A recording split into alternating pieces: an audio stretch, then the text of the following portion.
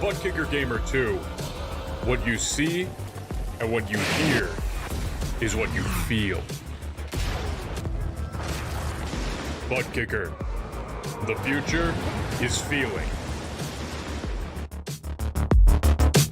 Hey there, I'm Nicholas Dubois, co-founder of Advanced Sim Racing.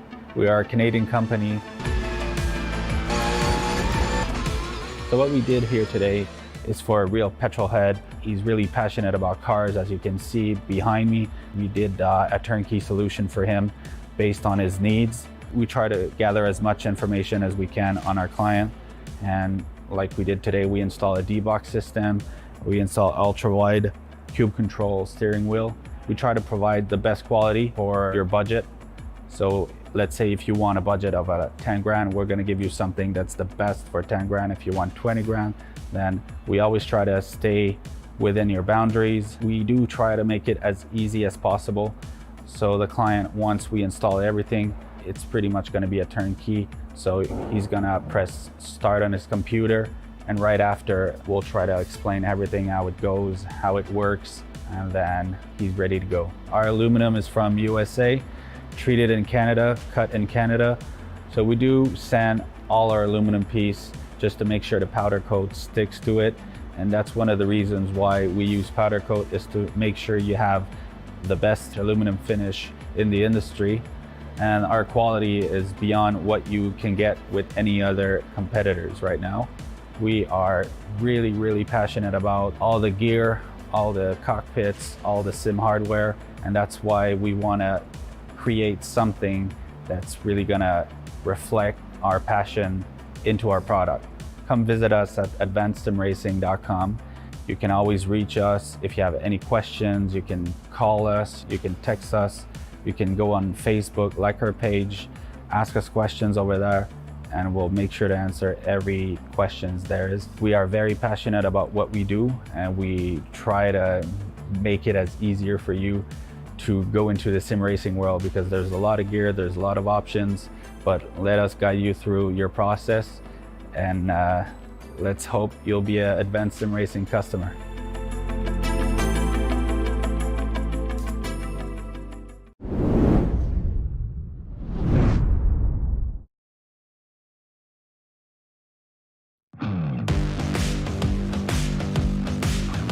It's a new season for the PRL on Monday nights, and for the MX5s, it's a bit of a change of scenery as we start to feature long, full-length circuits. For the GT4s, it's very much the same as there's one little change, though, and that is the reigning champion Sean Campbell will be headed out to greener pastures. Who will jump in to fill his slot, and who will be able to take the fight to Bradley Holly? We won't have long to wait to find out. Welcome, everyone, to the PRL Monday Night Series. My name is DJ Clark, joined here in the commentary booth by Joey Tebben, with our director and producer Connery Maddock behind the scenes. And Joey, we have got a Watkins Glen track here that is known for being feisty, and we've got a big field to take to it.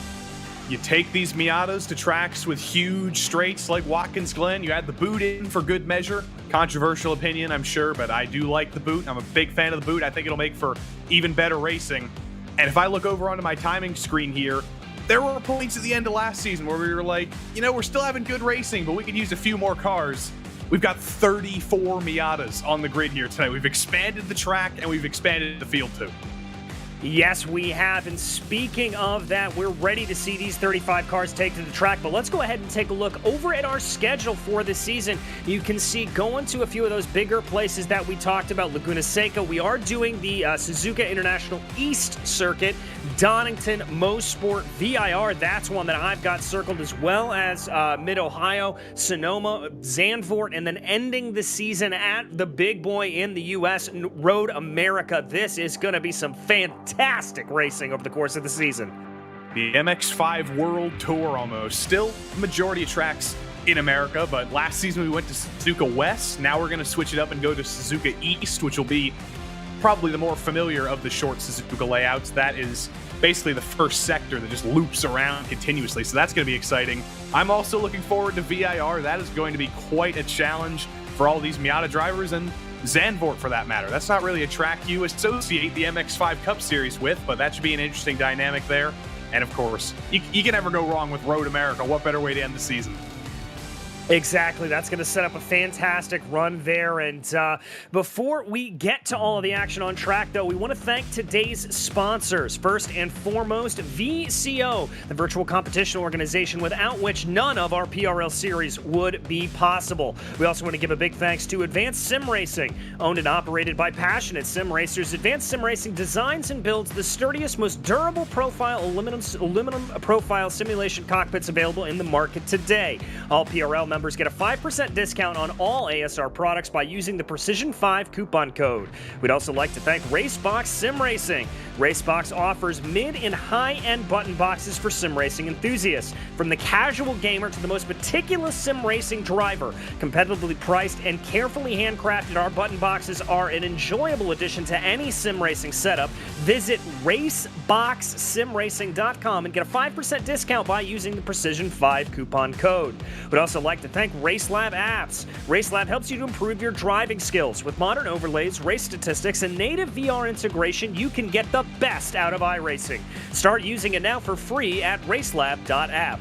Also, thanks to the Butt Kicker. Butt Kicker products provide an incredible immersion and realism to every game. Feel every nuance and truly put yourself in the driver's seat. And finally, thanks to NinjaTrader. Ready to compete against the financial markets? Supporting over 60,000 users across the globe, NinjaTrader provides award-winning trading software and brokerage services. NinjaTrader is always free to use for advanced charting, backtesting, and trade simulation. Visit ninjatrader.com to get started with a risk-free trading simulator and start tracking your performance. Well, Joey, with the business out of the way, it is time to get down to the business out on track right now, and it's a new name up at the top of the qualifying charts here. For the meantime, it is Jamison Sampaio running at the top of the charts, just edging out Mark Kalin and David Van Roy. But here comes Bradley Holly to the line right now. Let's see what the reigning champion can do. Bradley Holly came into the season as the driver to beat. He won 7 races last season. He was beatable on speed, that is for sure. There were drivers last season, Ryan Kings, Kelly Greenhoe, Mark Kalin, they were able to beat Holly on speed, but nobody had the consistency that he did. He made essentially no mistakes. There were a few, but he essentially made no mistakes, and that's what won him the championship. But now, the challenge is even higher. I mentioned there's 34 drivers in the field. There's a lot of new drivers in the field. There's a lot of new names, but there's a lot of heavy hitters, like Jamison Sampaio on the screen right now. He's got a full second over the next car in qualifying. At Watkins Glen and an MX5, that's not going to matter too much. I imagine we're going to see quite a big train, quite a bit of drafting here, almost Daytona style. But Jamison Sampaio is really stamping his authority here, almost a second over the field. Now only 8/10 as David Van Roy goes to second. And we saw Van Roy be very, very good over the course of the season, so he's certainly going to be one to watch for. Watching Sampaio now working his way down through those final 2 corners. Perfect amount of curving. Let's see if the Brazilian driver is going to be able to improve a little bit on his previous time. Not going to be an improvement. He's going to stay at the top of the charts, though, with 2:08.253. That is the mark to beat. Looking back through the rest of the field, that is one driver that we've got to be talking about here. Mark Kalin, the Whataback Racing driver, always competitive last year, looking to carry on some of that form this year. Finally got it done. Finally got that win at the in the latter parts of last season. I need to remind myself of what race that was, but Mark Kalin did finally get a well-deserved win after getting taken out of contention so many times, sometimes by his teammates, sometimes by other drivers, but it was great to see him finally get that deserved win. But Bradley Holly, our champion, still hasn't gotten a lap on the board. He still has 12 minutes left to go. He still has plenty of time, but he's been wasting time a little bit. Time's running out with a 2-minute lap. He's only going to get, 4 or 5 more laps here, maybe 6 if the time goes right for him. So he's got to pick up the pace here. Let's see what he can do out of the final corner. Let's see, indeed. Good line there, able to take everything out. Holly looking for that first lap time at 2:08.253, the time to beat. This is going to be significantly slower there for Holly if that's a time down on the board at all, and it doesn't look like it. So Holly, again, not setting a lap here into the 184. Lot of oversteer he had to correct for there coming out of the 90, and he's going to have to work his way through a little bit of lap traffic coming up through the S's. They were talking about in the driver's briefing before this qualifying session started the increased number of drivers and how that was going to make this qualifying session all the more chaotic. Yeah, if anybody watching tonight was a driver in the F3 series last season or just a viewer of the F3 series last season, you know that traffic in qualifying with a 34-car field, with a 40-car field almost, is the most difficult thing. It's great for you when everything's timed perfectly and you can get that draft and you can rocket up a couple extra positions because you got that extra speed from the draft, but also when there's cars parking their out laps on the track, there's cars doing their in laps, there's cars all over the place, and it's almost impossible to find clean track, as Bradley Holly finds right now. There's literally just a smoke screen in the heel of the boot, and that is not very helpful, and that's probably going to kill this lap time just like it did the last one.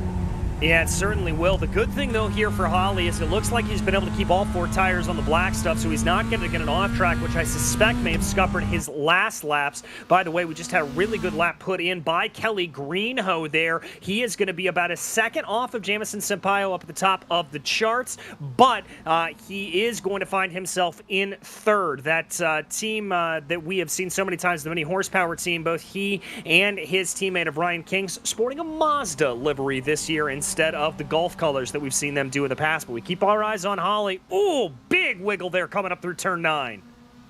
I'm interested to see how well he can actually hang on here because he definitely got held up by that smoke screen. He definitely wasn't full speed through turn 6, through the chute when all that was going on. But let's see through the final corner. He's tracking like something like 4 seconds better, I think, through the final corner. So there wasn't whatever mistake there was in the previous lap, but I don't think this is going to be pole worthy. As he comes to the line, it's going to be respectable. It's up into the 209s. That's better than his last mistaken lap, but P7 is not where Bradley Holly's used to qualifying. He's got 9 more minutes to try and work something out. Maybe go out with his teammate Mark Kalin and work together, improve that straight line speed a little bit.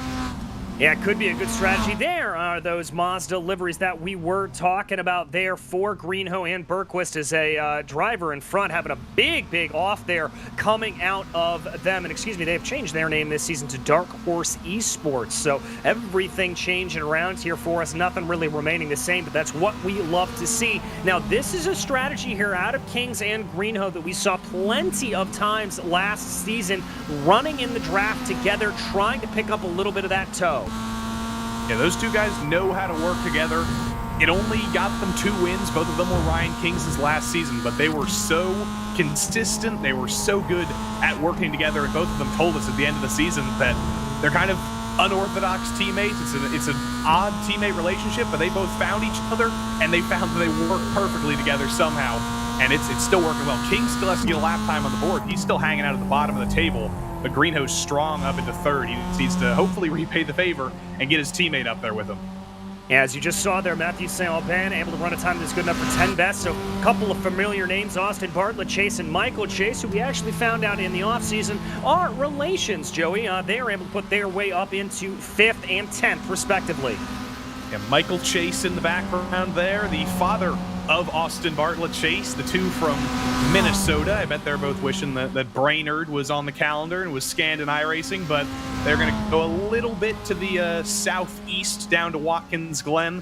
And father and son working very well together. We know Jeff Evans and Doug Evans in the PRL NASCAR Truck Series in a couple days. They've got a big rivalry, but Chase and Bartlett Chase here, Michael and Austin, father and son, I think they're going to have the same rivalry. They met each other a couple times on track last season. I'd argue that Austin Bartlett Chase and Michael Chase both had chances to win races last season. They both had speed. So that's going to be interesting. If they're both racing for the win, do you wreck your dad for the win? Do you wreck your son for the win? How's that going to go? I don't know. I'm going to go ask Michael Andretti, who's been on the giving and receiving end of that equation, so we'll have to find that one out. But as we focus here on currently the driver who is P2, David Van Roy, looks like a little bit of an outlap here for Van Roy, but that number 4 looking particularly fast around here, taking a good line there out of that final corner there in the boot, really down into the heel. The new repave here at Watkins Glen, you can really extend that corner out, carry a lot of momentum through there. And David Van Roy's another one of those drivers who probably should have won a race last season. He had the speed, he had a pole position, he just couldn't get the job done at the end of it all. Only 3 drivers were able to win last season. Holly obviously won 7 of those races, Kings won 2, and Mark Kalin won at the Nürburgring, which I finally just figured out. But David Van Roy has the speed. He's going to cross the line here, not going to improve. I believe he's going to start a lap, but I just noticed Ian Cabana, it's close to a home race. It's close to Quebec here in New York, and he's found some speed. Maybe he's working with his teammates from Crikey Esports, but third place for Ian Cabana at the moment is great. Yeah, very good indeed. Here is another one of those drivers there, Eugenio Polisi, that we haven't seen be able to set a time down yet. He is one of 3, William Lee and Ryan Kings, who we mentioned earlier. Let's see if Eugenio is going to be able to get a time down on the board. Crosses over and crosses over well. That's going to be the number 27 up into 6th place. Very good lap by Polici there. It looked like he got a little bit of draft help, but not too much. But speaking of help from the draft, Ryan Kings still has not got a lap time on the board, but it looks like he's finally got some help from his teammate, Kelly Greenhoe, in that Mazda livery in the background, who's backed out. He's gotten out of the way. Now let's see what his help in the first couple sectors has done. He's also getting a little bit of help from Patrick Cowgill, I believe, ahead, and the 6. 2:08.5. That's a great lap for Kings, but it doesn't count. He must have got a 1X. Just kidding. It loaded in. count. It loaded in too late. Ryan Kings, you will get 2nd place. Don't worry about that. All right, so he is going to be about 28/100ths of a second there off of Jameson Sampaio, who is really and truly kind of putting down a marker here. He has not been back out on the track since putting down some of those blinders at the beginning of the session, and we've only got 5 minutes left. There's a little bit of that teammate work coming into play. Kelly Greenhoe moving up into the front of the lead here for Ryan King, so we'll have to see how that goes back and forth as we take a look there live with Kelly Greenhoe breaking down into the bus stop.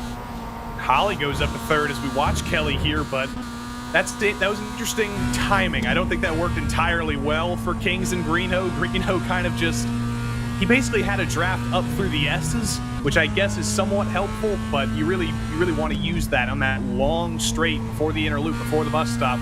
So it didn't work out perfectly for Kelly, but he might be a couple of tenths up, which is all he needs to advance on the 2nd row, but he is not going to advance on the 7th row because he overcooks it a little bit, flips the grass on the outside of turn 6. He's going to have to wait for another try. Yeah, that looked like a whole handful coming down through the laces of the boot there. It looked like it was a real problem for him to be able to get that gathered up back up underneath him, and I think he did run a little bit wide. But as we continue to wind the clock down here, only about 4 minutes left to go. I see Jason Larson holding out in pit lane, Robert Gallinotto, as well as Pete Thomas looking like they're in there, Sidney DeSantos as well. So a couple of drivers opting to call it quits here. Looks like that is going to be Greenhoe letting Kings, his teammate, on by. I hope Kings wasn't too much held up behind Greenhoe there as they had that little bobble coming down through the laces. Well, he was definitely held up because he backed out for him on the straight. I think they're just kind of reorganizing here. They're going to do exactly the same thing they did in the previous lap, just hopefully a little bit better. Hopefully Greenhoe doesn't catch Kings at the top of the S's and then go right by him. We'll see if they can time it a little bit better, maximize that draft on that long straight. Kelly leans forward in his chair a little bit. It looks like a little bit bigger of a gap. We'll see if this lap works out better for him.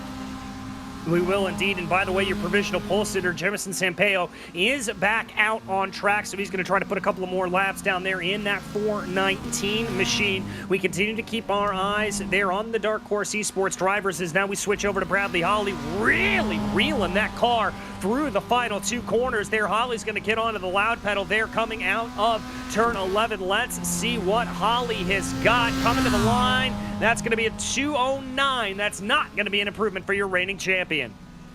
Bradley Holly back with Whataback Racing this season. Normal old Whataback. It's not Car Ram Rodaback anymore. Charles Sumner not here this season with those teammates, so it's all Whataback with Holly and Kalen and Cowgill still joining the fray, but that'll be easier. A lot of team names changed this season. I'm probably going to say Mini Horsepower at least 3 more times, but no. Dark Horse Esports. That's a, oh dear. Ooh. Ian Cabana just got that lap murdered by David Van Roy. Yeah, that was a little bit of miscommunication there. It looks like one of the YS Motorsports drivers coming down into the pit lane as well. So a little bit of miscommunication there. And that was a topic that was discussed during that driver's briefing that we talked about. Drivers really wanting to make sure that you signal pit in, as this is a very tricky pit entrance.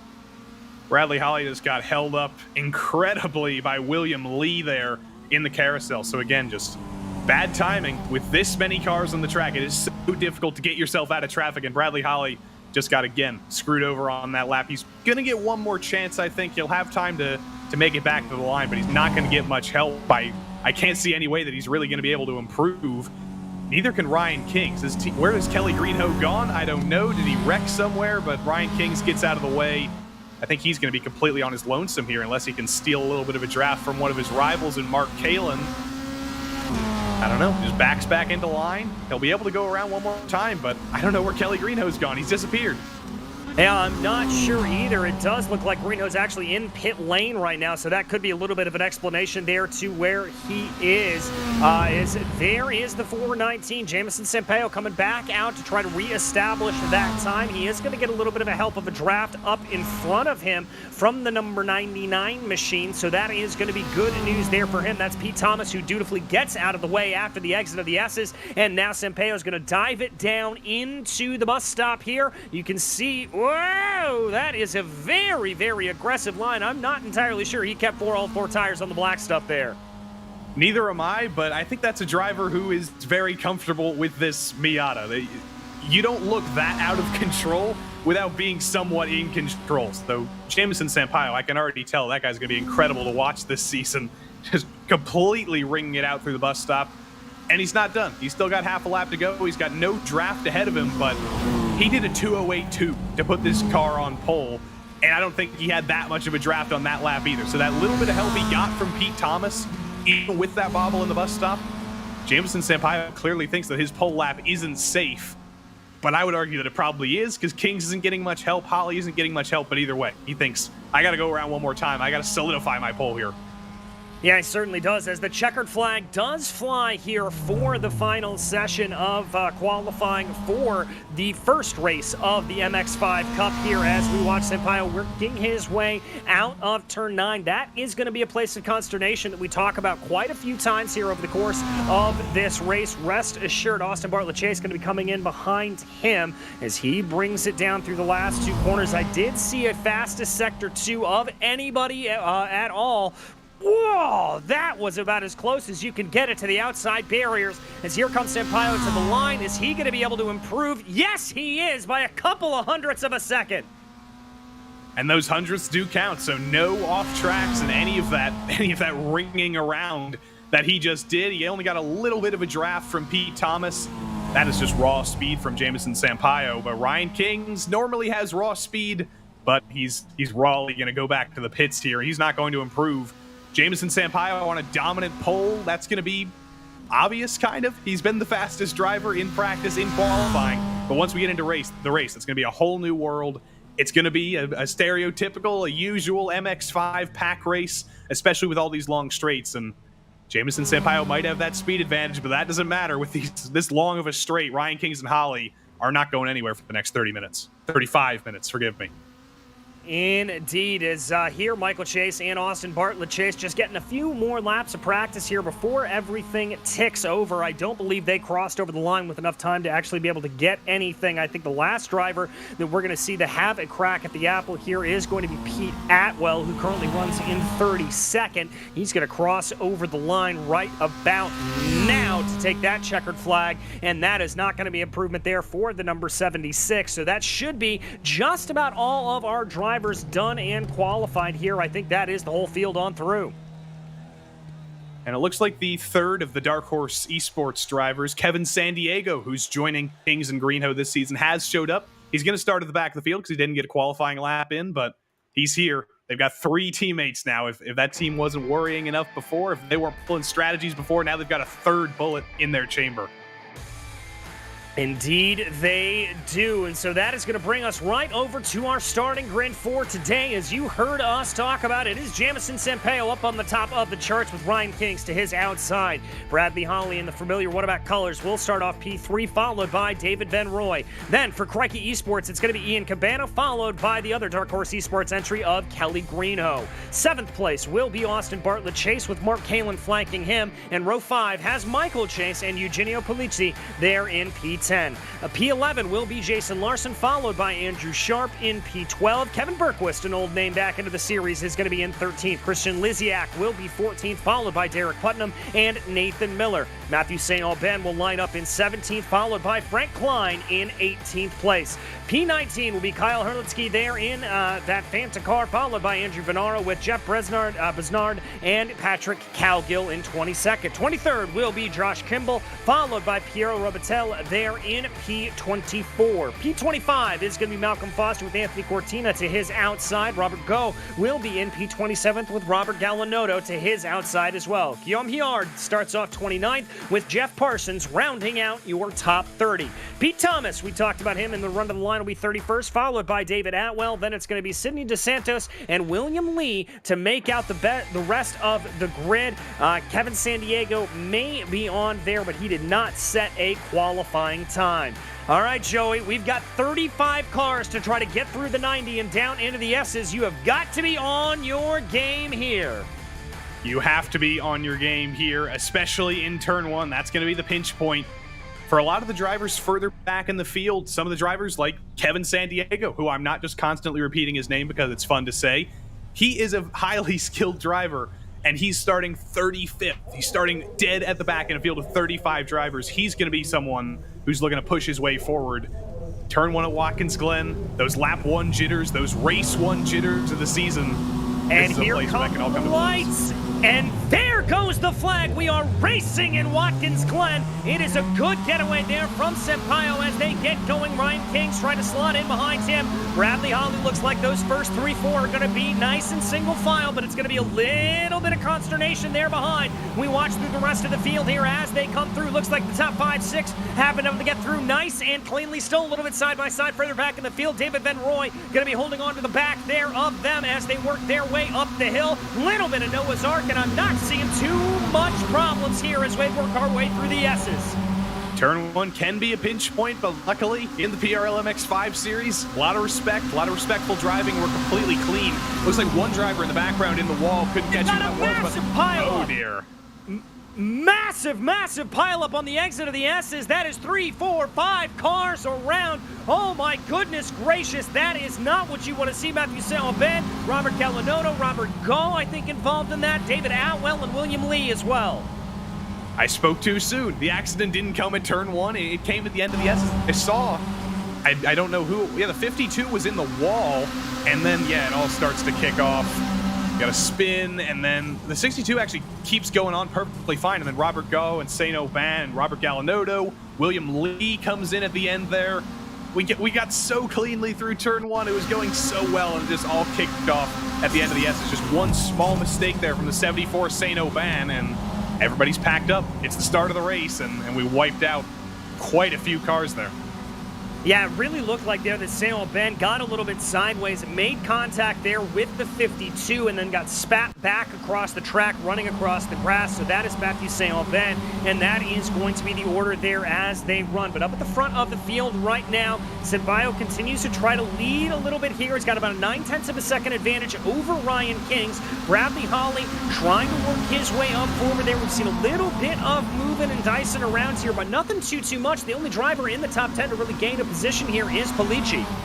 I think Frank Klein cut the boot on lap one. I don't know how that happened, but that's not a glitch on your timing screen. Frank Klein, I think, missed the boot on lap one. I think he was bringing it back to the pits with damage, so he does finally bring it down pit road, but that was an interesting sight to see. But now everything cycles back to what it legitimately is, and Jameson Sampaio, forgive me, has pulled a 1-second lead. He's out of draft range now. So Holly and Kingston Van Roy, 3 different teams, 3 different drivers. They've got to figure out how to work together because Jameson Sampaio is out of their range right now.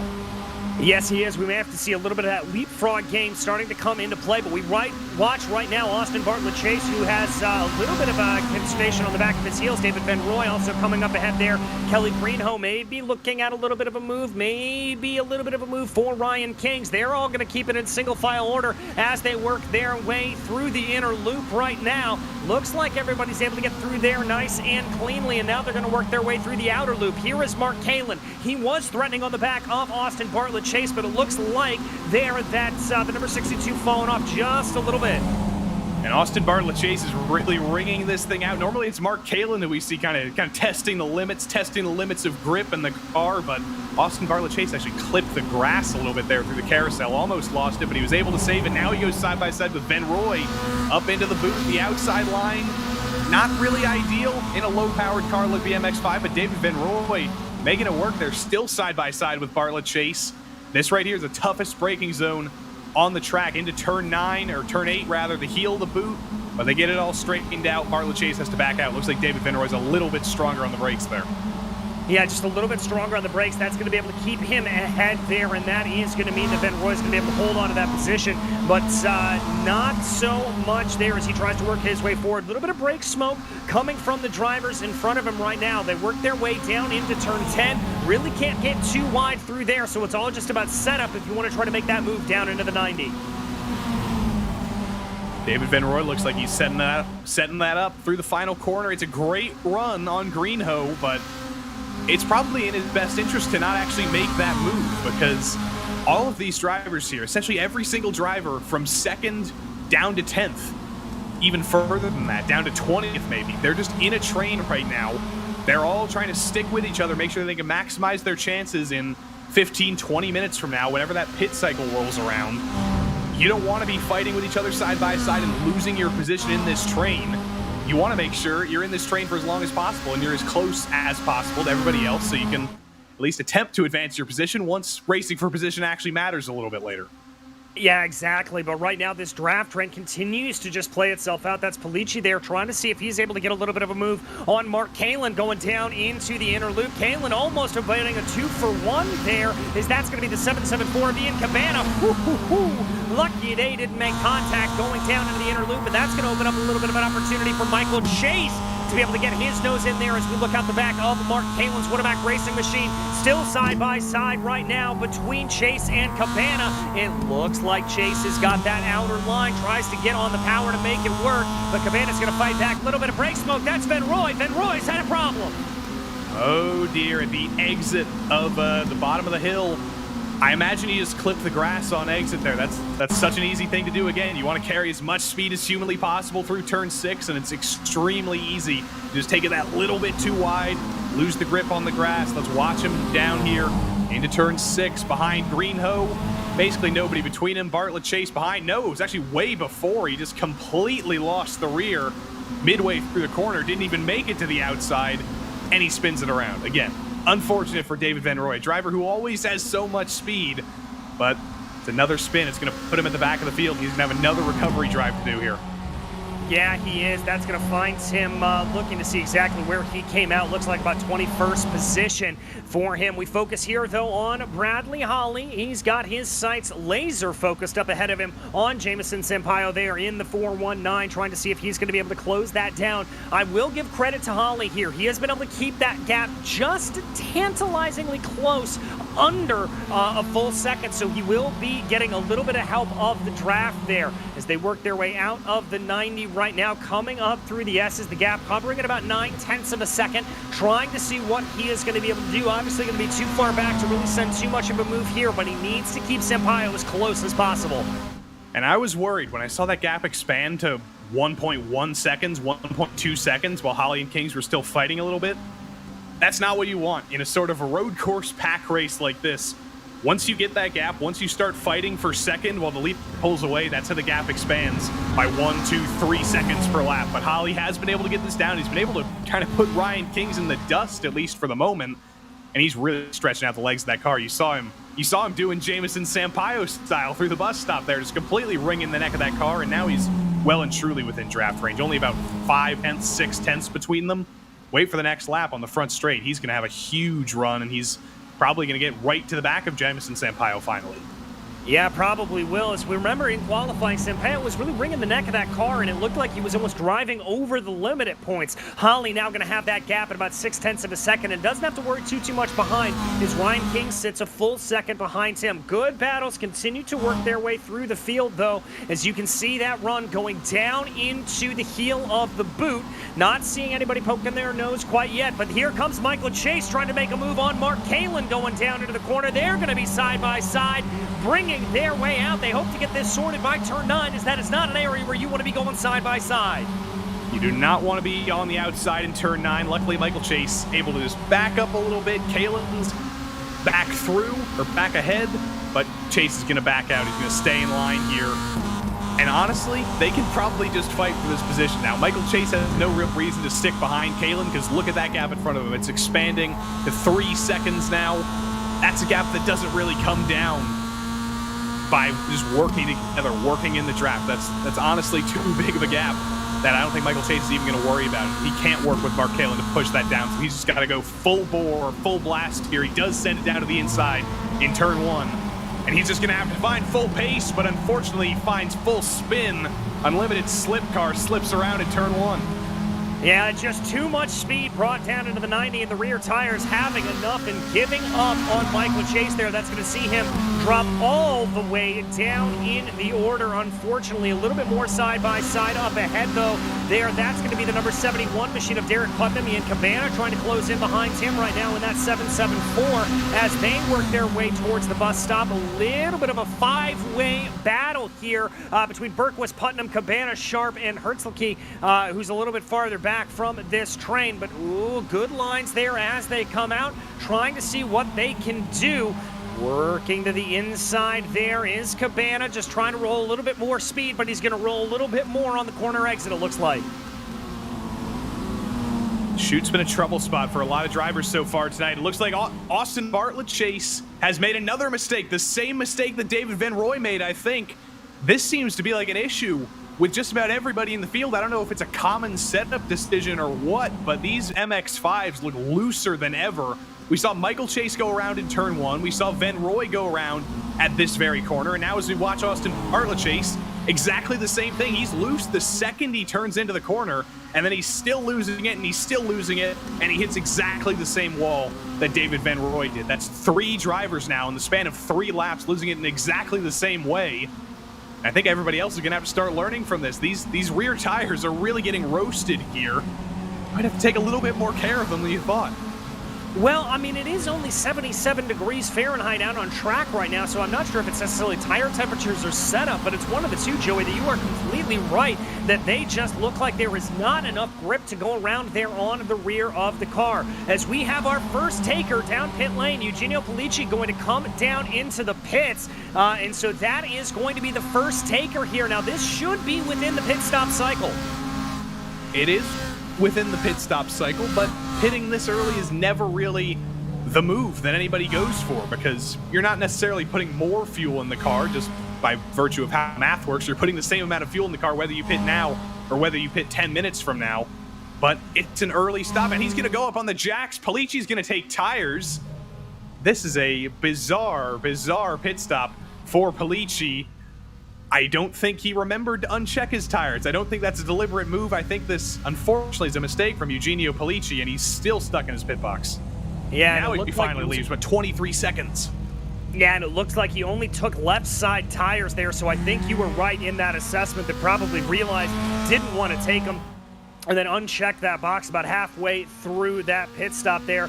Looks like there we want to check back in at the front of the field here. Ryan King's starting to get caught a little bit by his teammate right now. This is what we saw all of last season. These two Dark Horse Esports drivers there, Joey. I almost slipped up on it, so you're not alone. But these two drivers working together to try to bridge that gap. I gotta think that's exactly what they are doing. They are happy to see each other out on track like this. Yeah, and I would say their name's kind of inaccurate. I wouldn't call Kings and Greenhoe dark horses. I would call them some of the favorites in this series. But either way, they're still using that power. It might not be mini horsepower anymore, but it's still the power of 2 teammates. Nothing really coming on this lap necessarily, but they have truly found each other. We know these two know how to work together. We know they've used that to their advantage before. We know they've used pit strategy to their advantage before. But right now, they've just got to figure out. I'm sure they're both in a Discord call together saying, what the heck are we going to do? We've got 2.6 seconds ahead. Sampaio and Holly are kind of leaving us in the dust right now. What are we going to do? How can we win this race if we can't do it on pace? Well, I think the way to do it here is to play maybe a little bit of leapfrog. We've seen plenty of bump drafting here in these MX-5s. That may be a way to try to get themselves up forward as well. I don't think we're going to see too much fighting necessarily in between them, although there is a little bit of, let's call it a wrinkle in the fold here. That is Robert Gallinotto in 25th place directly up ahead of them. That is a lapped car that they are going to have to deal with here. Gallinotto going to have his head on a little bit of a swivel to make sure he doesn't hold up either of these teammates. I imagine Robert will get out of the way, but he is one of our new drivers this season, so you can never predict. We've never seen Robert Gallinotto as a lap car in the PRL, so we'll have to wait and see. Through the bus stop, straight forward. They're catching him at the worst possible time, so there's not much more Gallinotto can do here. But as we go down into the carousel, he is going to go on a very, very wide line around the carousel, down the hill. He's going to get out of the way.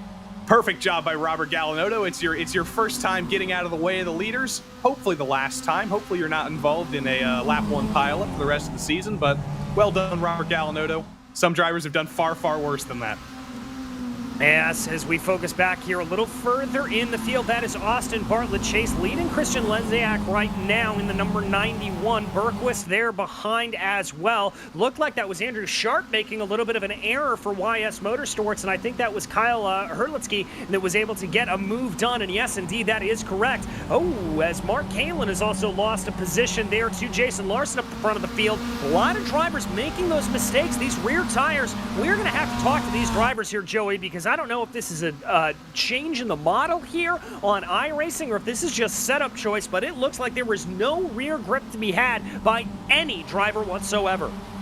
We heard the drivers talking about this before the season started, actually. They talked about how there's something different about the MX5. Nobody was able to really tell what it was, but everybody who was doing their preseason testing over the last week or so, getting their first laps done, the handling feels different. They were wondering, has the handling changed? Has iRacing done something to the model over the previous update? I don't know if they actually have. Nobody's really able to diagnose anything, but Ryan King says it feels different. Ian Cabana says it feels different. Malcolm Foster says it feels different. They all did some setup changes. They all did some updates to their setups, and they got it in a reasonable window, but clearly some drivers are still struggling with whatever's changed in this car. Indeed, as a couple of those drivers that you just mentioned, actually, Kalin and Cabana, including Patrick Cowgill, all coming down pit lane here, so they're opting for an early stop. Looks like Kalin's able to hit his marks nice and cleanly, so that's not going to be a problem there for him. Fuel only is what we expect for these drivers. When we saw the earlier pit stop there for Polici, that we do not expect pit stops here from this or the GT4 series later tonight. Just not long of a race to really allow that to go on. Also looks like David Van Roy coming down. Oh, I think Kalin got a penalty, as that is a very long stop there for the 62. Yeah, and you can see it on his face. He's sighing. He is very, very disappointed, shaking the head. I don't know what the penalty was for. Could have been for speeding. It's a tough pit lane. It could have also been for an improper pit entry. With the updated Watkins Glen, I believe in the old scan, you could enter as late as humanly possible. I think now there is actually a commitment line that you have to meet. So Kalin either didn't meet that or he just sped a little bit of an entry. But either way, very, very disappointing way to start the season for a driver who was likely going to be one of our championship contenders. He still might, but you never want your drop week to be the first week of the season. And depending on how the rest of this race goes, Mark Kalin might end up having that happen to him. Yeah, he certainly might, and we talk about those drop weeks. Drivers get a couple of them over the course of the season, and those are essentially weeks that you can write off, that they do not count for your overall points total, and so very, very important to be able to bank those up for those points. Now, I'm curious to see here with Kings and Greenhill what they decide to do, because last season, they were really the kings of what we would consider to be an alternate strategy, coming down pit lane early. Are they going to peel off? Yes, they are, so they're going to come down on the early side, as is Bradley Holly up in front of them. I just want to know if that was intentional. You said they were the kings of pit strategy? You should take credit for that. Nope, that was completely unintentional. Wrong answer. Should have said, yeah, I had a plan. That was a great joke. I'm not that good with the jokes, but here as they continue around, looks like Sampaio, Bartlett Chase, Hertzlicki, Liziak, Sharp, Miller, and Venaro going to be the drivers who opt to stay out. Sampaio really doing a great job of controlling this field, remember, and I think Holly probably doing one of the few things that he has the option to do here rather than trying to fight him on absolute pace, is try to take that alternate pit strategy and see if that comes to his advantage, Joey.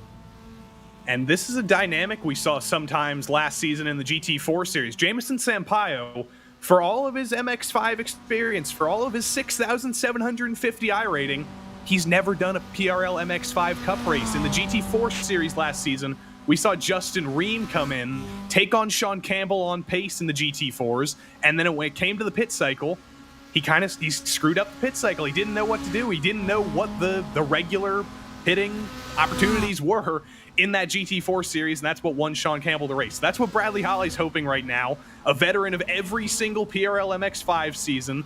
He knows what to do. He knows how much fuel you're expected to put in the car. He knows when everybody usually comes in. Jamison Sampaio doesn't have that advantage. He's just flying on what you would expect the normal MX5 Cup strategy to be, and we'll have to see if that lines up with the normal PRL MX5 strategy over the last couple seasons.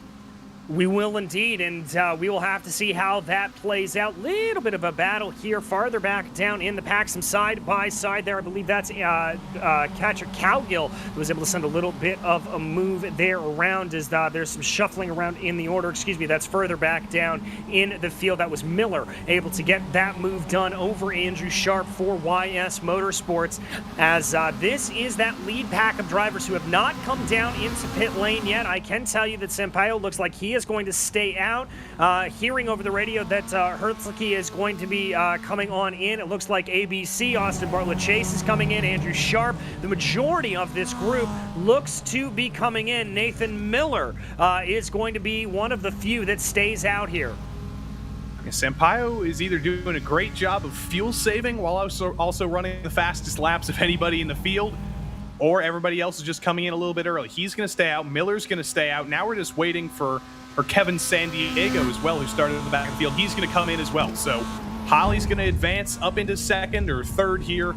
And now all we can do is wait. Jamison Sampaio, all he can do is run the continuous fastest laps that he can. He's been doing a good job here on these out laps. Last lap was a 2:09.5. That was faster than anybody else on track who isn't on an out lap by about a second and a half. So he's doing everything he needs to, but all he can do is wait. And as I mentioned, the pit stops, they can bite. We saw Mark Kalin get bit. We saw Polici get bit.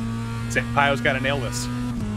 Yeah, he really and truly does. Has got to hope that he can absolutely come out on top of this and have no problems whatsoever. Another thing that we haven't really talked about here over the course of this race is it is at about 6:20 virtual standard time, and when you come up through the heel of the boot there, that sun glare is right in your eye, and that is an area where we've seen already over the course of this race that it's pretty easy to overtake. I wonder if that's going to be a factor that we start to see a little bit of sun blindness there. It is extremely annoying. I've never driven at Watkins Glen in these conditions before, but everybody who's been on iRacing knows what it's like to just drive directly into the sun. It's really bad at Sebring, especially. It can be bad at Daytona. It is just blinding. And if you're in VR, it's even more blinding.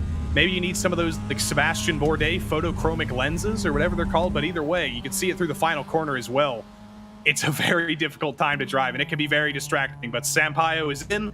It seems completely normal.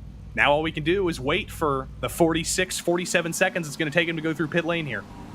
Yes, it is cone to cone. It is a little bit longer than that. I was clocking in at about cone to cone at about 50 or so seconds, so we'll have to see what that gap between himself and Bradley Holly is going to end up to be. Remember, the only other driver that we're waiting on is Nathan Miller. Miller is going to bring it down into pit lane as well. So here is Sampaio. Does he hit his marks and his stall? Yes, he does. Now he is just waiting on service there from the car. It went up on the jacks. The 41 just went up on the jacks. Oh my goodness, and for those who do not know, that means that is going to be a longer pit stop here for Sampaio. Maybe it's not. He only changed one side. He just changed the left side tires. Maybe a little bit of a strategic decision, and look at that, he still stayed out in front of Bradley Holly. I am so confused. Has the MX5 pit stop animation changed? Does the car go up on the jacks when you're just taking fuel now? I have no idea. I don't know if you can even change two tires in the time it takes to put fuel in the car. But either way, he was also in the pits for 3 seconds less than Bradley Holly. So this is just extremely confusing, extremely dumbfounding. It's like a Sean Campbell pit strategy from the GT4s last season. I don't know what just happened, but he was in the pits for 3 seconds less. We thought he was putting tires on, and he comes out of it with a 3.5 second lead somehow. The only strategy that I can potentially think of here to make this work is that if he was worried about the wear on the left side of the car. Now, the way Watkins Glen is set up, you do put a relatively high load on the left side of the car, and so maybe that was deliberate to change those left side tires, and he knew that he could be able to get in and out with only one pit stop, with only one side tire change, and be able to cut the line there. So that's really the only thing I can think of here. And even without the potential tire shenanigans, he was still in his box for 3 less seconds than Bradley Holly. Obviously, Holly came in before Sampaio did, but they should have theoretically put the same amount of fuel in the car as Austin Bartlett Chase almost loses it again. But back on topic, Holly was in the draft of Sampaio as well. He was able to save a little bit of fuel, or maybe he wasn't because he was pushing so hard to stay with Sampaio. So there are a lot of variables here, but either way, it's all cycled out to be very much advantage Jamison Sampaio here. And unless he does run out of fuel, we've theorized that so how many times over the last 2 seasons, it never actually seems to happen. But that's Holly's only hope right now. He's probably just as dumbfounded as we are. Yeah, probably is as well. It'll be interesting to talk to them in the interview booth when all this is said and done. You saw there on your screen Austin Bartlett Chase having a little bit of a wide run coming down through the heel of the boot, able to gather things back up under him. But now Christian Lysiak is going to be all over the back of that number 17. He's going to get a nice helping of the draft here coming down the main straightaway, coming down the pit straight. The real question's going to be is if he tries to make a move here or if he waits going down up the S's and into the bus stop. That tends to be the more orthodox way to get things done. You've seen that Austin Bartlett Chase has been making a ton of mistakes. He's been slipping and sliding around. He spun once before. He's still in 7th somehow, despite that spin we saw earlier.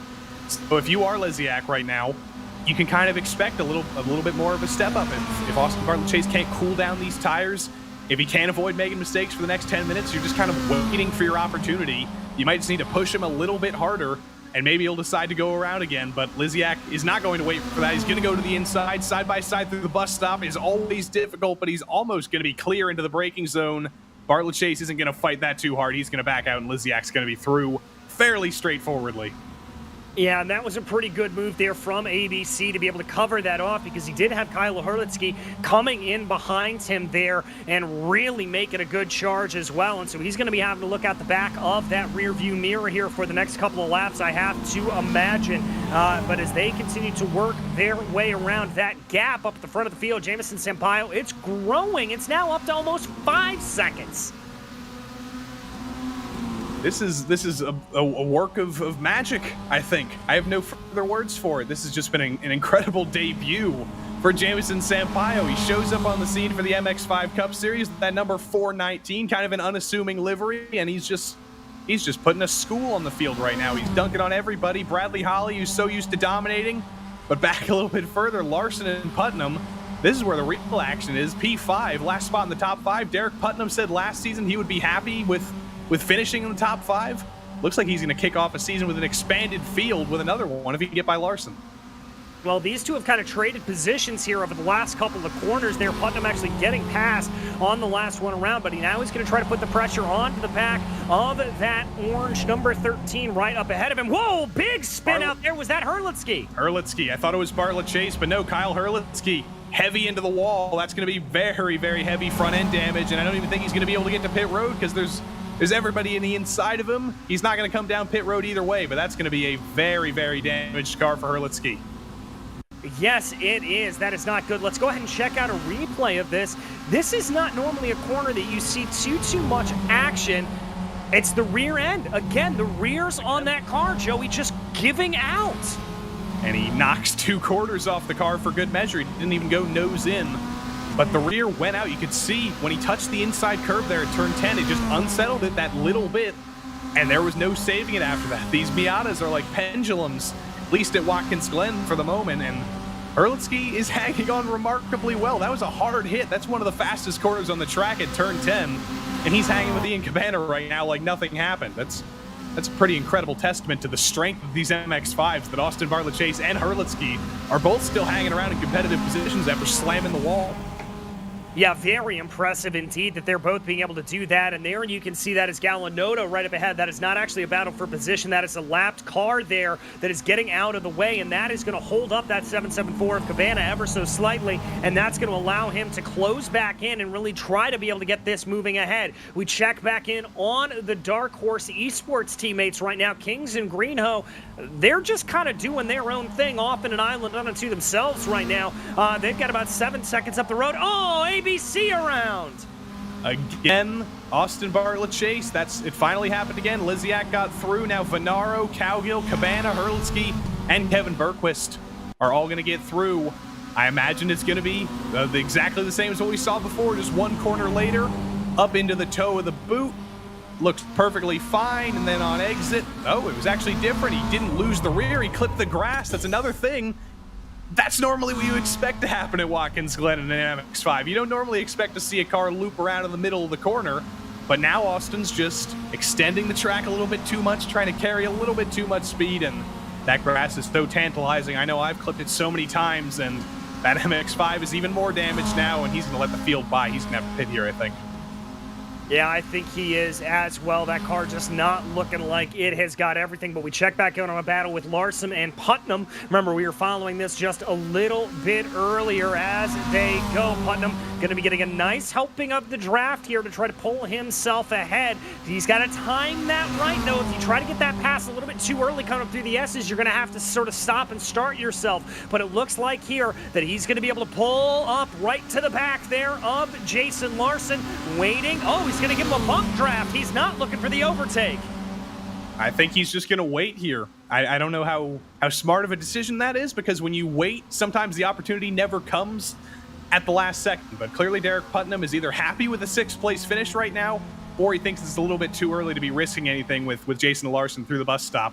Larson's another new driver to this series, so maybe that's understandable from Putnam. It's a driver who you don't really know. You don't know how well he'll be able to race. You don't know if you'll be able to go side by side with him through the bus stop. That's not an insult to Jason Larson. That's just a fact of being unfamiliar with how somebody else races. But once we get to the last couple laps, or the very last lap for that matter, I think Putnam will get a little bit more aggressive in that Toasted Plum car, because he really wants to kick off the season with the top 5. He had a great second half of last season when he debuted halfway through the season. It's his first full season in this series, and no better way to get a top 5 in the championship than get a top 5 in the very first race. Exactly, and we'll have to see just how he is able to do there, although it does look like with that little bit of a push that Larson has been able to hold ahead. That is Christian Liziak there behind, making this a true 3-car battle right now, as it looks like now Putnam is going to be on a little bit of a defense here as they work their way through the back half of the track right now. I'm trying to see if he's going to be able to gains a little bit of time there as they go. Bradley Holly making a comment about who put that wall there. I'm not sure if the number 184 had a little bit of problems there or not. That sounds like it would have been a joke through the final corner, because that is, again, there's so many little areas on this track where you extend just that little bit too much. You're trying to carry as much speed as possible, and they just come out and bite, whether that's the grass at the toe of the boot or whether that's that safer barrier at the exit of the final corner. I'm going to look at the left side of Bradley. Yep, exactly what I thought. Heavy hit to the outside. He's lucky he got away with that. And William Lee, or rather the 15 in the background, one of those lap cars, kind of followed him in there.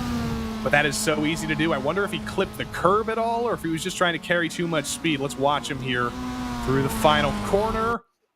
No, he just gets wide, trying to carry too much speed, and kablamo hard into the wall. No real damage on the car. He got away with it, but I agree, Brad. Who put that wall there? Why is that got to be there? I want to take even more speed.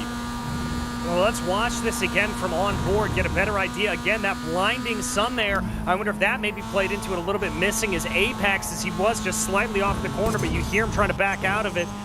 Oh, you can hear that thunk onto the wall. Yeah, that definitely is going to be hurting Holly. Trying to take a look now at the car as he runs. You can definitely see a little bit of damage to the left side there, but the mirror's still in place, which is normally the pretty good indication of just how much damage there is. But he looks like he's got it tracking okay here.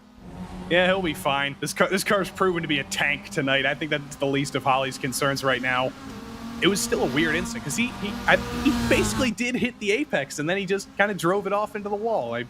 I completely agree with that statement. Sometimes that's just what it feels like. You feel like you're running turn 11 the same way you always have, and suddenly there's a wall on the left side of your car. But either way, Derek Putnam's finding a little bit of a wall in front of him from Christian Liziak, who's actually gotten by him in the battle for the top 5. Larson's just kind of running away. He's got a full second between these two, but his weakest corner is turn 9 there, up over the top of the hill. That's his slowest corner, and that's going to allow Liziak and Putnam to catch up just that little bit here.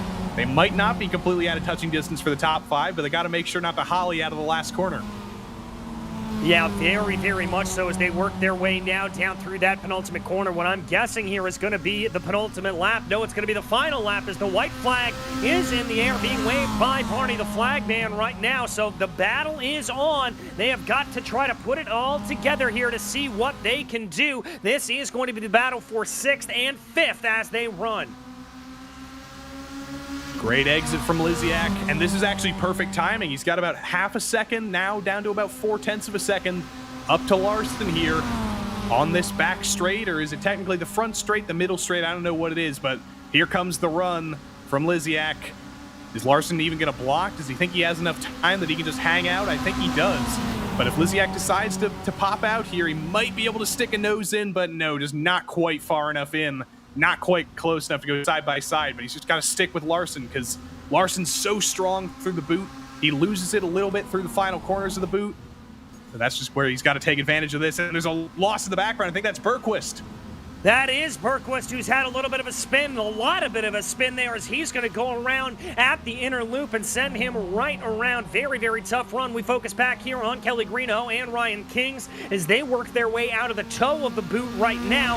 Greenhoe leading the way right now over Kings. This is a little bit where that teammate tactics come out of play. The gloves come off as they try to run. You can see Kings trying to get that dive down to the inside, but it doesn't look like it's going to work there for him. But up a little farther up in the field, our leader there, Jamison Sampaio, one more corner to go as he brings it out of that final corner. Gonna bring it to the line here. A first-time entrant and a first-time winner here in the Precision Racing League. And what a way to do your... Oh, Kings loses it. Kings loses it through the second to last corner. Luckily, he's got 10 seconds back to Jason Larson. If he can spin it around here and he clips the wall, he's got it. He might lose out to Larson here. He's going to lose out to 4th here. You can't really see him in the sun. Hopefully Larson doesn't hit him. They do get through, but that's so disappointing from Kings. You're so desperate to get back going there.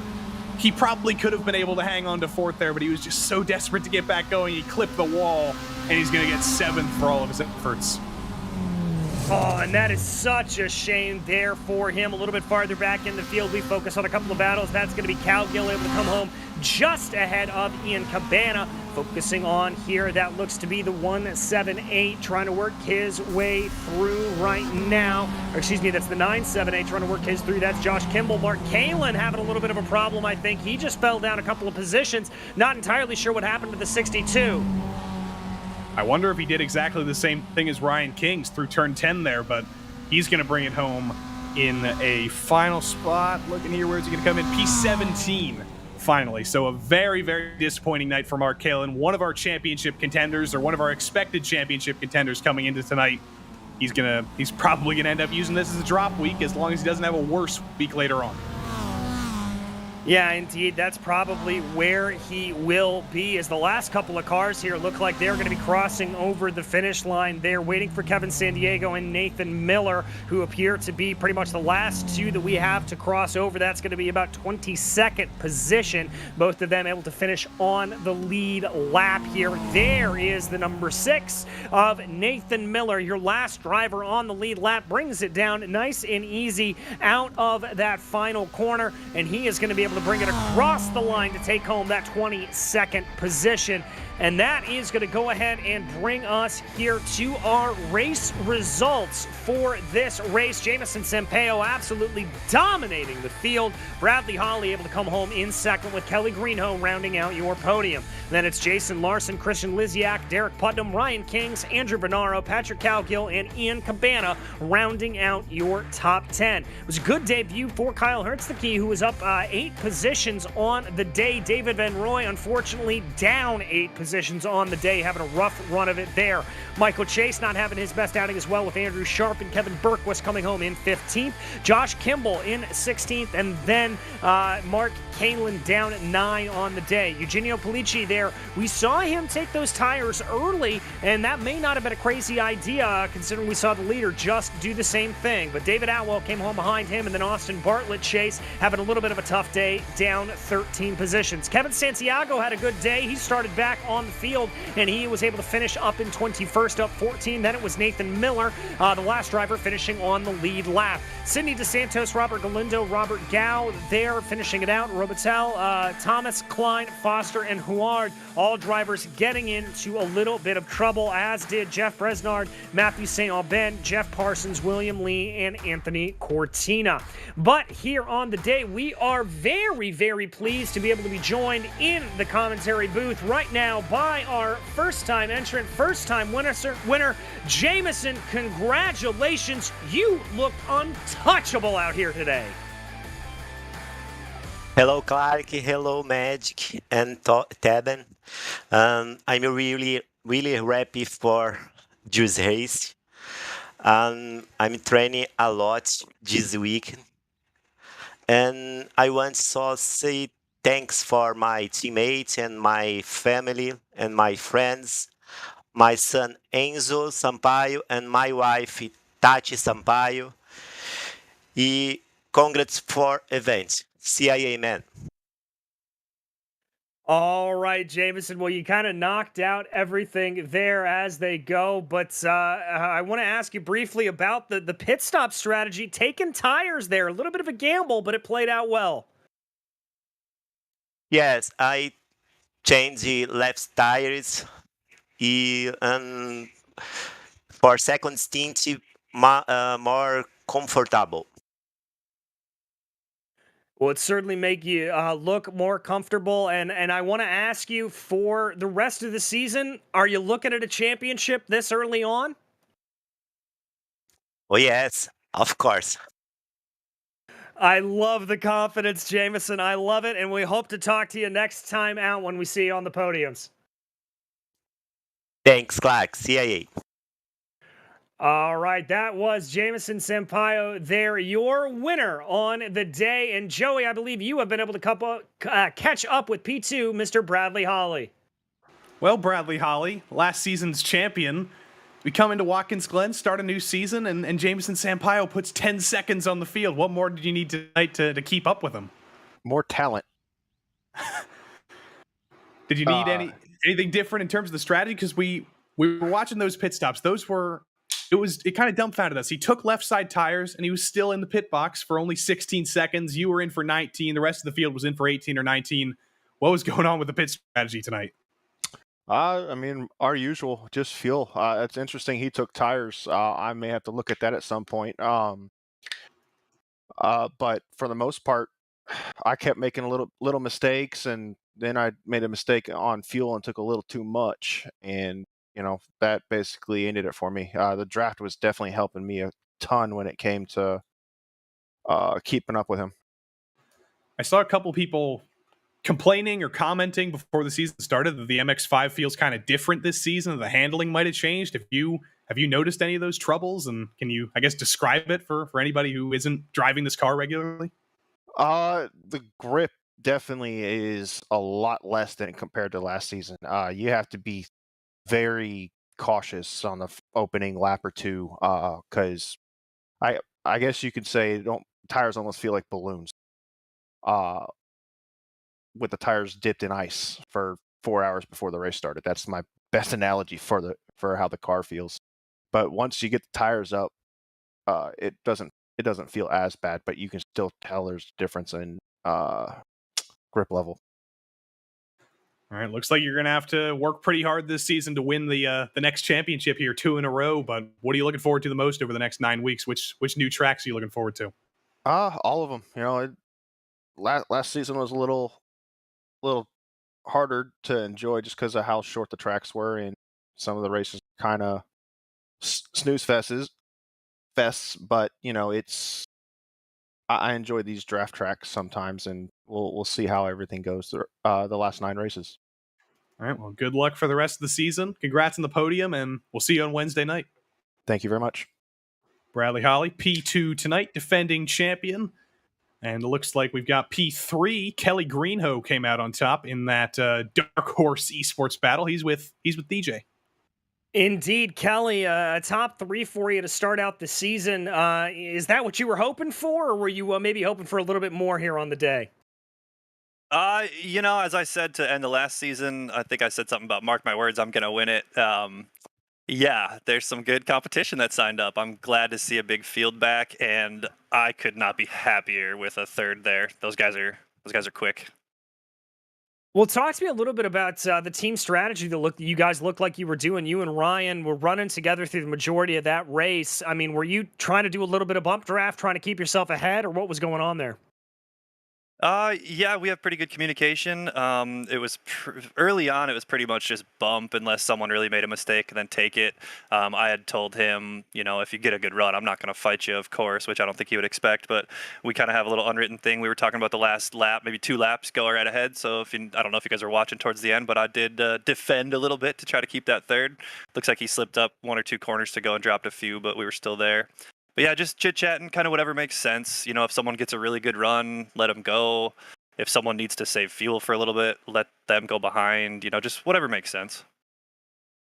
Well, and then this season, it's a bit of a change from last season where we had so many little bull rings and that kind of stuff running on a lot fuller circuits. What are you looking forward to this year?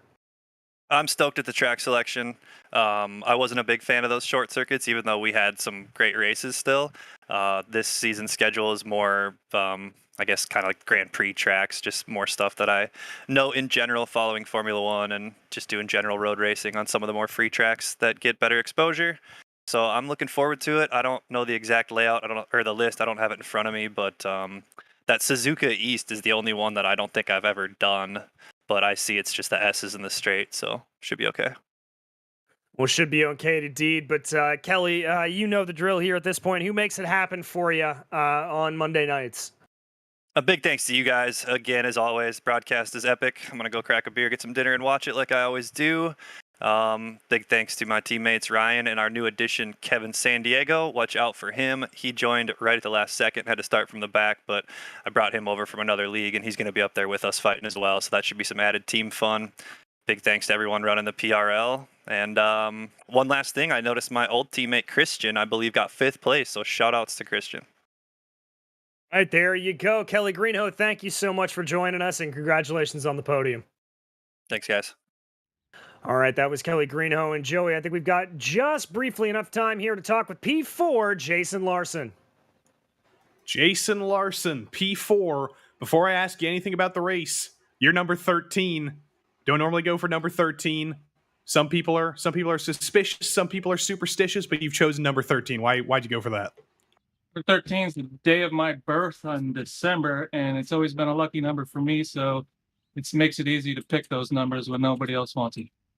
Well, clearly it worked out for you tonight because you had quite a bit of speed, you had quite a bit of luck, and you came out with P4 tonight, kick off the season. Is that basically where you expected to be tonight, or did you overstep your expectations a little bit? Boy, I was hoping for anything above a P15, to be honest with you. The Mazda-powered Jägermeister Crikey Esports machine was on fire. The setup was on point. I'd like to thank my teammates Ian and Kevin. And shout out to Malcolm for being such great teammates. And yeah, we've had a blast today. We always love seeing Crikey Esports on the grid. Big team, lots of drivers who are very active, and we're always seeing you guys fight for these top spots. So congrats on P4 tonight, and we look forward to all of you Crikey Esports guys keeping to put up the good fight this season. Thank you for everybody, PRL, Race Spot, Butt Kicker, Race Labs, everybody for putting this on. Appreciate you guys.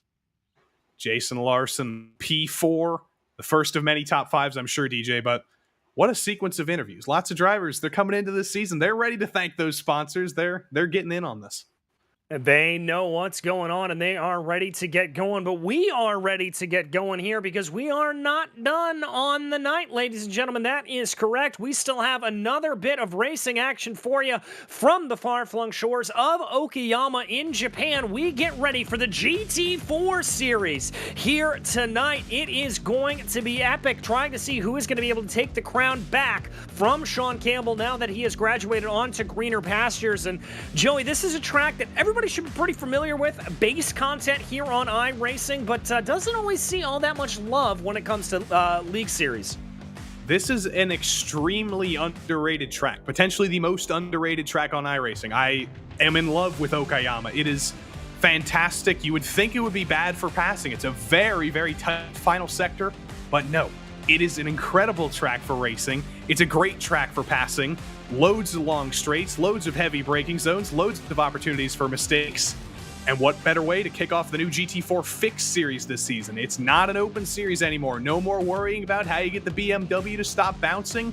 It's all down to the iRacing Fixed setups, which car is the best here. And it's all going to be hopefully a little bit equalized now that it's Fixed series this season.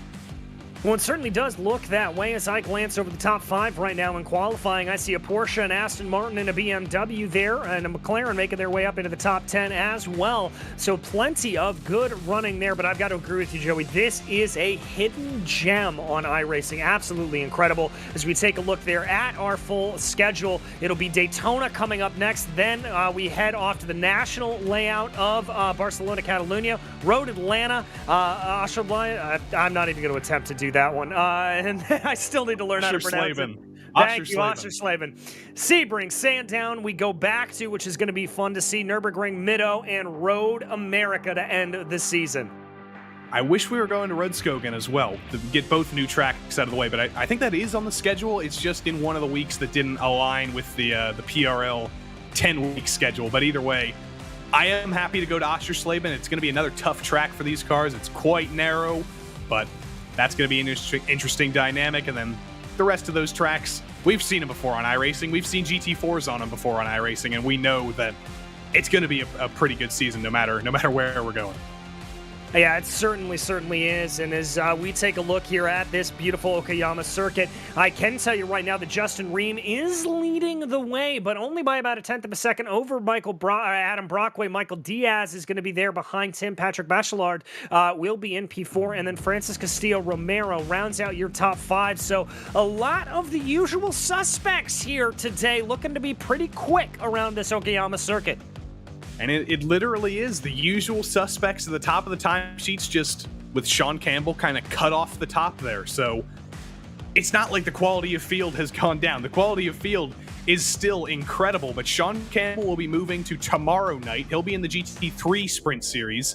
And now in the GT4 Fixed Series, it's a completely open canvas. Who's going to take over that top spot? Will Justin Ream be next in the line of succession? Could it be Owen Watts? I don't believe he's here tonight, but I think he's signed up. Or will it be Brockway? Will it be Diaz? Could it be Michael Broomhead or Scarali or one of the Britannia iSports guys who signed up for this series this season? Who knows?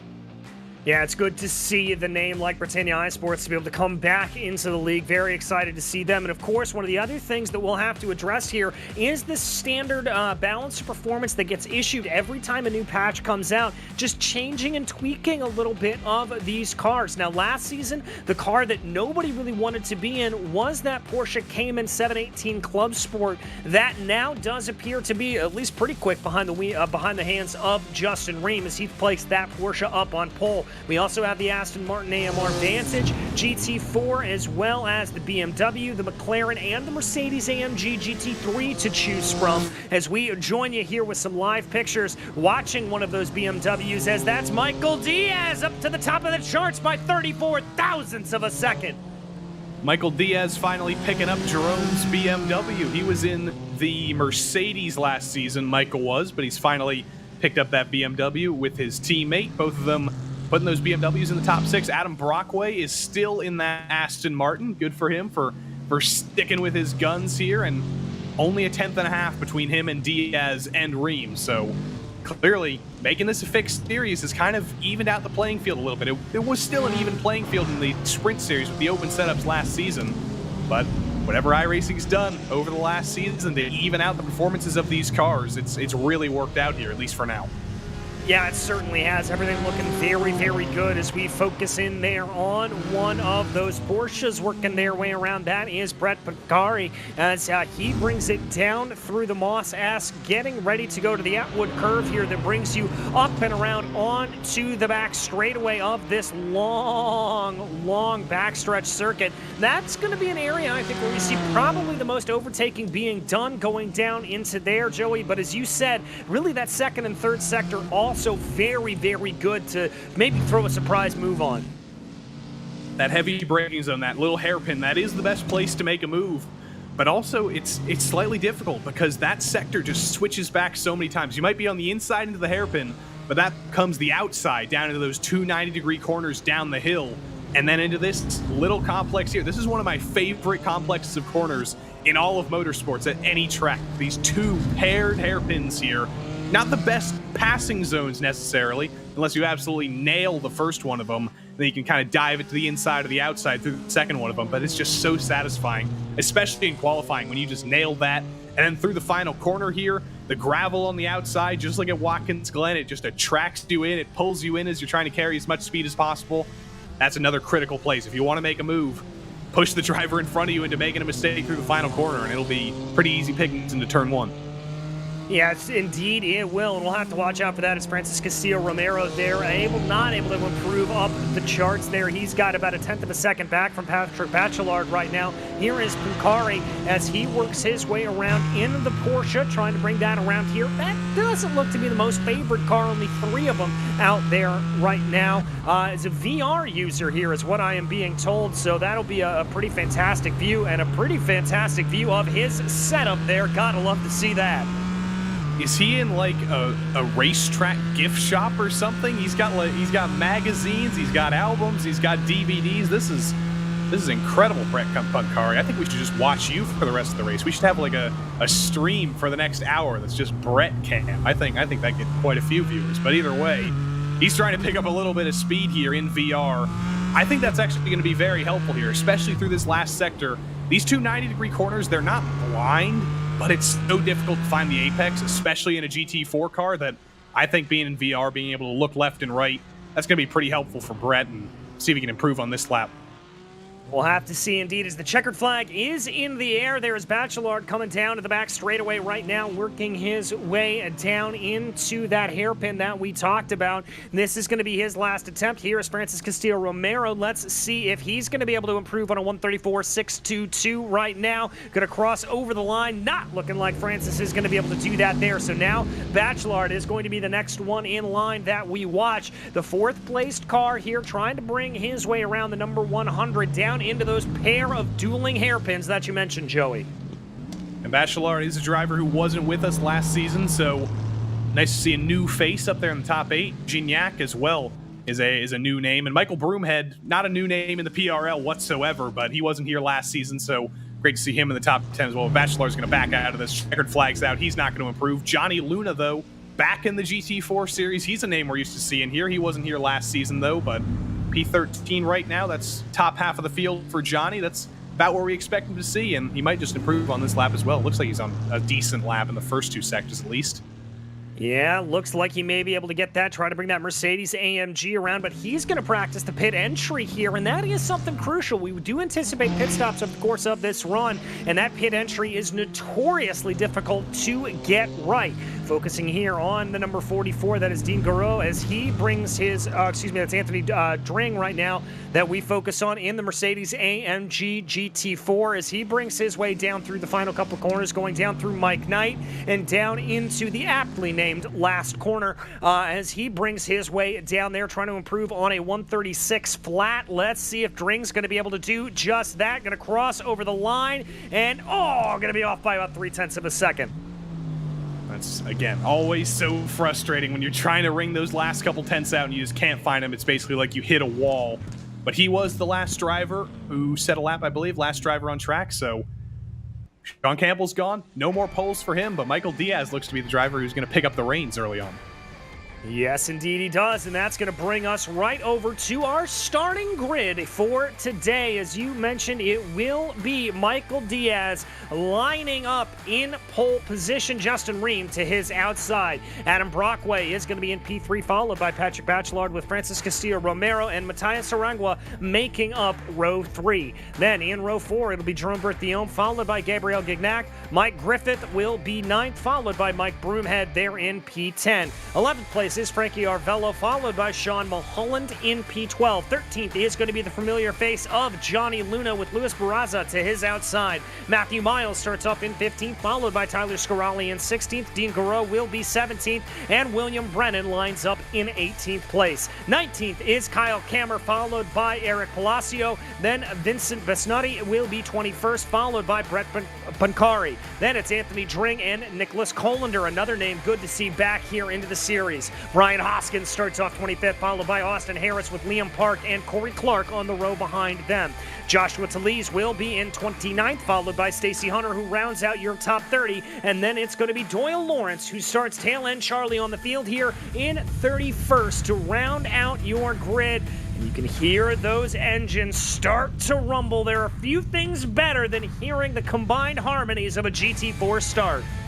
And being on all these PRL broadcasts, I'm always biased towards the drivers who we see multiple times a week, drivers who kind of switch back and forth between disciplines. So good to see Doyle Lawrence and Talez and Stacy Hunter at the back. Those guys are usually NASCAR Truck Series, NASCAR Cup Series regulars. So great to see them picking up the GT4 this season, at least at Okayama. And back of the field, I'm sure not where they want to be, but sometimes that's the best place to be. And we saw Calamity at Watkins Glen up in the S's, so if that happens here, maybe the back is where you want to be. But I think Michael Diaz is pretty happy with pole right now. That's the other safest place you can be. Yes, indeed it is, as he brings his way through the final couple of corners here. The Porsche pace car leading us to the green. It's going to be Diaz starting off in that BMW with Justin Ream in the Porsche to his outside in the 912. They bring their way through the last corner right now. All eyes going to Barney the Flagman, and all eyes on Michael Diaz as Diaz holds the field for a moment. They're going to pack up behind him as there he goes, and there goes the green. We are racing in Okayama. A little bit of a fade there from Justin Ream, trying to cover off a great start from Adam Brockway. They're going to go Noah's Ark down into the first corner. They're trying to hold it off. It doesn't look like we've had too much swapping around there in the latter part of the field. Everybody able to keep it nice and clean. But look at this. Ream and Brockway still going at it all the way through Williams. Brockway's not giving this up. They bump a little bit through the S's down the hill here. Brockway is not. Oh, and Brockway gets hit by Ream, and that's going to be a huge hit into the inside wall. He's going to back into traffic at the bottom of the hill, and there is that pileup. Jerome Bertillon gets collected. Luna can't make it through, and everybody has to cycle through. But Brockway just got hip-checked by Ream there. Yeah, he certainly did. And Johnny Luna, I don't think was going to make that corner one way or the other looking down into it. But to refocus you here back on the top five as they run, trying to be able to sort themselves out here. That does look to be Mike Broomhead trying to make up a little bit of move there in the back of the field. I believe that's going to be Reza. That's the 28 machine there of Arvelo that goes around. Arvelo, Vincent Bissonnette gets a bite of that too. Just Calamity on lap one of the Aston Martins breaks on the grass and almost loses it as well. Tight quarters for these GT4 cars on lap one. Let's watch Johnny Luna here trying to move his way through the incident. Let's watch him. You can see up ahead the bright red car and the black car of Ream and Brockway, but Johnny Luna is that bright pastel, almost Easter egg colored Mercedes here. Yeah, he wasn't making that corner either, but the fact that Adam Brockway was there didn't really help. No, it certainly didn't. It looked like he just braked super late. Here's another view of that hip check. As you can see, the two just banging doors a little bit, and then they're going to come up over the crest of the hill here, and Ream just sort of moves down into him. I don't want to point fingers here, Joey, but I got to think stewards are going to take a pretty dim view of that. Yeah, it's hard on lap one. It's hard any lap when you're going side by side through those S's, especially in a GT4 car. If you're in like an F3 car or something that has a lot of downforce, the S's are basically a straight, but Justin Ream is turning there. He's trying to get the car through the S's there. He still didn't leave Adam Brockway enough room, though. He had a few feet to the left there, and he just misjudged it a little bit. Brockway was racing in close quarters. He wanted that second place as well, but it all came to blows, unfortunately. I don't think the stewards will get too mad at that. It was mostly a racing incident, I'd say, but definitely a little bit more Ream could have done there. And is that Brockway around again? No, that's Austin Harris for YS Motorsports. There appears to have had a little bit of an issue going down through the Atwood curve. It looks like this number 13 Aston Martin coming back through the curves right now. Let's take a look here and see exactly what happened. Didn't touch the grass, just looks like he maybe touched it on the inside, maybe caught a little bit of that curve. I think that might just be cold tire scenario on the first couple laps. The Atwood curve, one of the most difficult corners on the track. You're going uphill. Well, you're going downhill a little bit into the braking zone, and the elevation changes mid-corner as you cycle up, as you try and get on the throttle as early as possible. Deceptively early, actually, because that corner is so steep. You can get on the throttle earlier than you'd think, because the steepness of the hill kind of backs you up a little bit. But either way, Harris just on the throttle a little bit too much. Maybe some damage from the lap one Calamity as well. but that's disappointing for YS Motorsports. 2 of their drivers are already out, and it's only been 2 laps. And Ream going a little bit wide there on the exit of Williams as they work their way up the corner. This is the battle for P1 right now. Diaz and Justin Ream as they work their way through Atwood right now. Ream taking a little bit of a wider approach there off of the corner, and that's going to cost him a little bit of time. Now he's going to tuck right up behind in the slipstream. Diaz playing a little bit of gamesmanship there, moving back and forth across the track, trying to break that all-important draft. I wonder if Michael Diaz is kind of taking over the Sean Campbell position again here at the lead of this race in the BMW, maybe saving a little bit of fuel, backing the field up, and then taking advantage of the pit road shenanigans a little bit later, probably in the dying 15 minutes of this race. Or Justin Ream just has more pace on lap 1 than we thought, or more pace on the following laps than we thought on lap 1, because he was fighting with Adam Brockway for those first couple corners. That is what expanded the gap to Michael Diaz. I think now we're starting to see kind of the legit performance difference between them, which is not a performance different at all. They're pretty well matched. No, they're not. Another trio of drivers here who are very well matched are Dean Giroux, Eric Palacio, and Mike Broomhead, who work their way up through the Hobbs corner right now. Oh, a little bit of side-by-side further back in the field here. That almost came to blows. Vincent Bissonette is driving damaged on lap 1 after he clobbered one of the spinning cars at the hairpin, and Gabriel Gignac is going to try and take advantage here, but a damaged BMW evidently is faster than an undamaged Aston Martin. Either way in the draft, Gignac is going to be able to duck down to the inside, and that's going to be a fairly straightforward move, but the straight line speed of the BMW, we talked about it all season last season, it still seems to be there even in this fixed series. Yes, it does, but it doesn't look like it's got quite the run through the corner as Matthew Miles was really able to close up there coming through Williams and get a very particularly good line. Loses a little bit of speed here coming down in through the S's. Let's see how they're able to get off the corner. This is where I think Bissonette is going to have the best run with that top line speed of the BMW. If he's really able to pull that ahead here, maybe get a little bit of a move, and you can see Gignac being very, very concerned about it, moving off to the right side of the track, trying to break that draft and deny as much speed to that BMW as possible.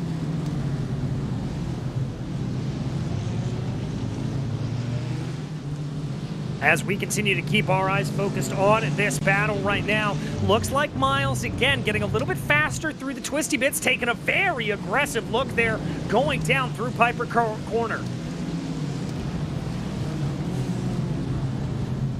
All right, is there you see side by side trying to go there. That is Miles being very, very aggressive, working his way through, trying to see, oh, and that's going to be contact with Bissonette, and that is going to be him spun around, unfortunately, being sent right out there. The Billionaire Racing Club driver not having it in his own way here. We already said that BMW was a little bit damaged earlier on in the race, part of that first lap kerfluffle, as you saw. And let's take another look at this replay. Able to keep it together there, going through down into Redmond, and then just a little bit of a touch here, I think, on the exit of the corner. No, that car was already starting to spin right around, Joey. Yeah, it was already going around. I mean, certainly the little bump didn't help, but there was nothing that could be done there when the BMW in front of you is already losing it. He just, I think, just got on the throttle a little bit too early, loosened up the back of that BMW. It's not a car that we really think of as being rear happy, as being happy to spin, but unfortunately for Bissonette, that's going to be the second bit of damage for him. And these Okayama walls, all walls on iRacing are hard, but especially concrete walls at Okayama, they're not ones you really want to hit. And Palacio now in the background is defending from Giroux. He almost hits a wall of BMW, but masterful racing from these two. That was a lot of respect given, a lot of room given, and they all got through it, and Broomhead got through both of them. Yes, indeed, he did. Able to really send that through there as they went. Now they dive into Redmond, trying to see if there's going to be anything the BMW there of Palacio, trying to make a little bit of a move on Mike Broomhead. I think his eyes are set firmly ahead with Garou being taken care of right now. Let's see if that BMW straight line speed is going to be able to help him out here, if the Aston Martin's going to be able to just have the legs to hold this out as they bring their way onto the start-finish straightaway. BMW's always faster in a straight line. We're getting more of a sample size here in this race, at least, in this season at least, to see if that advantage is truly still there. But it's not there for Michael Diaz. He might have a straight line speed advantage, but Justin Ream is even closer to the back of him than he was before. He's putting the pressure on. This is not formation flying. This is not road course pack racing. This is just very, very close racing up front. And once Ream gets to the back of Diaz, if he ever does, he's going for this move. He's not waiting.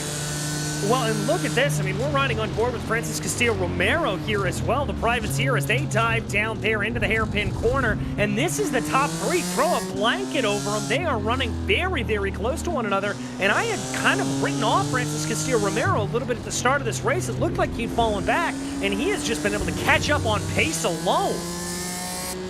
He drove the Mercedes last season, and he had a few good performances, a few podiums, if I can remember correctly, but now that he's in that BMW, his switch has changed a little bit for Francis, and like you said, all over the back of Ream and Diaz here.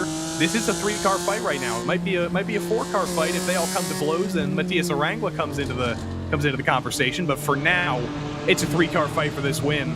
Throw a blanket over him, one mistake from any of them, and you're going to the back of this train. Yeah, and there you can see that straight line power of the BMW just eking away down the main straightaway here, pulling Michael Diaz ahead of Justin Ream as they work their way through the corner. So that was absolutely mega there for Ream to be able to close in. That Porsche looks a little bit quicker through the twisty bits here as they run a little bit of a run off into the dirt there for Francis Castillo-Romero, but he's able to hold everything close together. And I don't really see a lot of this changing here. I think this is going to be just a lot of very evenly met fighting. I think one little mistake is going to light the tinderbox, though. And you can see right here the straight line speed advantage literally on the ticker. You can see the gap expanding. It's not really expanding that much because Justin Ream's able to use the draft to his advantage, but you could see just on the first stage of acceleration, once the hill was topped for the first time, that BMW still has a straight line speed advantage over the Porsche. It's not so great that he's able to pull away. It's not so great that Romero's able to overhaul Ream while in that double draft. But still, once we get to some of the tracks later this season where straight lines are very, very important, I think you're definitely still going to want to be in that BMW if you're at the head of the field. Yeah, I think you are as well. I mean, remember how dominant that thing looked going around Sandown with the absolute speed that you need to be able to get a good lap there. But Ream, I've got to give him credit. He's keeping up. He's keeping close behind. He is making the most of the corners on this circuit where that Porsche does seem to have a little bit of an advantage. Now he's going to tuck behind in the drafts here, try to be able to hold it. And again, that straight line speed of the BMW, it just gets away from Ream. I think the best opportunity he's going to have to really try to throw an overtake here is going to be a surprise move in that second sector. And that's going to have to come, I think, in maybe about 20 minutes from now. After the pit cycle, if they're all still close together, I think that's when we get all holds barred, just completely all-out racing. They're still pushing. Everybody in this battle is still pushing at 100% right now, but there's still a little bit of tentativeness because we still have 28 minutes left to run in this race. You don't want to take yourself out like we saw happen earlier on in this race with some of our contenders. Adam Brockway was out before the race even started, basically. Jerome Bertiome was erased at the hairpin. Baranza's out as well. Bachelard from the top 4 is out. It's easy to throw a race away at Okayama, and I can completely understand that. A little bit of just running in a train right now. It's not formation flying. It's not deliberate. I don't think there's much team order or not team orders, but there's not much like fuel saving or just deliberately hanging back here. But there also is a little bit of that because you don't want to end your race with 27 minutes to go. No, you certainly don't. I think, let's call it cautious aggression is the way to go forward, looking for that opportunity if it comes, but not necessarily trying to do everything you can do to get on by. I think that's a little bit more of what we're seeing from these leaders here. Want to draw your attention back down to 6th place in the field where we've got another good little battle starting to shape itself up. Dean Giroux leading the way right now over Eric Palacio. And look at that train really pulling in behind them. That is Mulholland, Gignac, Broomhead, Miles, all involved in this as they streak by on the camera. And Broomhead was at the head of this train, but I think when we weren't looking, he made a mistake and fell back because he's 5th in line right now. He was set to start running away in 6th place as Giroux and Palacio were fighting, but he's now got 5 cars to pass again to get back up into that position. And Giroux in a BMW, Palacio in a BMW, that is going to make them even harder to pass because you need straight line speed to catch up, to be close enough into that best passing opportunity into the hairpin. And if you're not in a BMW, tough luck. You better hope they make a mistake up over the top of the hill, or they make a mistake on acceleration through Atwood Curve. Yeah, exactly. That is really what we're seeing here, especially with this Mulholland behind. You can see that gap developing a little bit there with the two leading BMWs, and then that Aston Martin really leading a train of Aston Martins. And you can see visually there just how much time they're losing. Oh, big send down to the inside there, though, for Palacio. He definitely thought about a move there. He definitely thought about it. I don't know if it was a completely intentional send or if he just outbraked himself a little bit, but he certainly tried to go for it, and that might be just a little bit of a look later on in the race once we start actually needing to fight for those positions. Once the minutes start dying down, Palacio looks very, very aggressive on the brakes. He looks to be later on the brakes than Giroux, and basically every single corner on this track, he just can't quite find a way to get the rhythm and get by. No, he really can't. Ooh, that's a Mercedes driver there off. That's Anthony Terang. A little bit of a strange area for him to be going off like that. I wonder if there was a little bit of a problem coming down through Piper Corner and that just carried on to the back straightaway. Let's check out the replay. All looks straightforward through the first half. I'm going to predict, did he clip the grass on the exit just a little bit too wide? No, but he did lose the rear. He almost saved it, but who put that wall there? In the words of Bradley Holly, if that wall wasn't there, if that was just concrete, I think he would have gotten away with it, but just lost the rear over the curb through that 90. I say it's so easy to do every single time one of these drivers makes a mistake at Okayama, and that's because it's true. It's one of my favorite road courses on iRacing, but it's unforgiving. You make one mistake, and it's just kind of exacerbated by every single further corner. And unfortunately, that's going to be to the back of the pack for the 32. And heavy damage on the left side of that car, and that Mercedes has not been as tough as some of the tougher nosed. Like the BMW, that thing's like a tank. You can slam that thing into the wall 3 times and it'll be fine. But the Mercedes, a little bit more delicate, I think, in general, unfortunately. Yeah, indeed, and that may be one of the reasons why we're not seeing as much love for it in this season as we did last season, as it certainly was one of the higher-picked cars. We focus back in on the battle for the lead right now. Diaz, Ream, and Castillo-Romero still running nose to stern right here, trying to see if there's going to be anything to be had. This is going to be the area of the track, once again, where we see those BMWs really excel with that top-line speed. McLaren spinning around in the back, I believe that's Mike Griffith. Losing it through the final corner. Probably a clip of the grass. If I had to predict, my predictions haven't always been correct tonight, but that's another place where you're trying to take as much speed as possible through that second to last corner, trying to get under braking for that fast final corner, and you just put a tire on the grass on the outside. We'll have to wait for a replay to see if that is truly what happened to Mike Griffith. But what we do know right now is that he was able to pull such an advantage over that battle for 6th as they were all fighting, that this little spin didn't even matter. He's got no damage. He was able to recover, and he's not going to lose anything for it. He clips the curb on the inside. Yep, there it is. Clips the sand, clips the dirt on the outside, and once the car gets loose, you're not slowing that thing down before the corner is over. But again, such a big gap back to 6th that he didn't actually lose anything. Just a little bit of pride and a little bit of touch with Matias Arangua if he wanted 4th, I guess. Yeah, indeed, and he's going to have to gain that back in. The gap now holding at about 7/10 of a second, or 7 seconds as they go. We've got a little side-by-side here, and farther in the back, that is Garreau and Mulholland trying to duke it out. Mulholland there in the Aston Martin holding down to the inside. This is a little bit of what you talked about, Joey, of the ability to fight back and go side-by-side through corner after corner here, but didn't play out for Mulholland. Now he's got to worry about an attack from behind from Gignac. Yeah, what happened to Palacio? Where did Eric Palacio go? He was second in line here behind Giroux, and he's disappeared from this battle. It's still a 5-car battle, but Palacio must have made a huge mistake because he's gone. Mulholland takes over the 2nd spot in this train as the only YS Motorsports driver left. That probably doesn't bode well. It's been a bad night to be a YS Aston Martin. They've been getting wiped out left and right, but Mulholland's still around, and he's put on a heck of a fight here in Giroux. Palacio wasn't able to get by, but Mulholland, full speed right now. He's going to send it here, I can guarantee. And let's see if he does. Oh, he's going to hold back there a little bit, so not in full attack mode. I can tell you, by the way, that number 93 of Eric Palacio, the first driver to make a pit stop around here, coming in on lap 9. So that is what where he fell back in the order. Corey Clark also looking like he is coming in, and Anthony Dring. Also looking like those 3 drivers have made pit stops. We keep our eyes focused here right now on Dean Garreau, trying to see right now if Garreau's going to be able to hold this out. This again is the area of the track that favors those BMWs, but look at that run there from Mulholland. He's going to have to go all the way defensive is Garreau. Mulholland losing a little bit of time there because of the straight line speed of the Beamer, but he's going to pull it out to the outside. If he can try to keep it side by side through here, the track will come back to favor him. Is he going to be able to do it? No, again, he loses touch. Behind him, you saw Gignac and Broomhead almost getting into it, but they fell back into single file as well.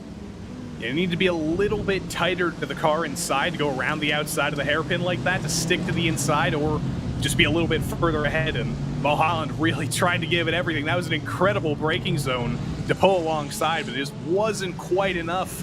The straight line speed of the BMW, still, it just prevents you from getting close enough to send it around the outside like that. He's just going to have to hope for a mistake, I think. It looks like Broomhead and Miles are going to get by Gignac. We looked away from that battle. I think Gignac made a mistake when we looked away. He's down pit lane. He is coming down into the pits, so we are right in the heat here of the pit stop cycle, and that's not to be too unsurprising considering the fact that we've got about 20 minutes left to go in this race. That's right halfway point here for the race. As you see Gignac coming down to rest, it also looks like Brett Picari is going to be coming in as well. The pit lane entry is so early at this track that I keep thinking drivers are throwing it away in the final corner, but no, they're actually just bringing it down pit lane. So Gignac, Pancari, Palacio, who I did not see because he was literally the first driver off of my timing screen in 25th place when he came in. But either way, their pit stops are kicking off halfway in the race. This is normally when we see them start to kick off. Few minutes from now, probably at the dead end of the fuel cycle, as long as you can go. That's probably when we'll see Diaz and Ream and Romero and our other top cars come in. But for now, they're just waiting for as long as possible, I think. And what is the extent of this fuel tank? It seems like some of these drivers are able to extend it for longer than seems to be humanly possible, but I imagine maybe 2, 3, 4 more laps. I think that's got to be the limit. I don't think you can go 5 more laps until 10 minutes to go. I think that's got to be far too long.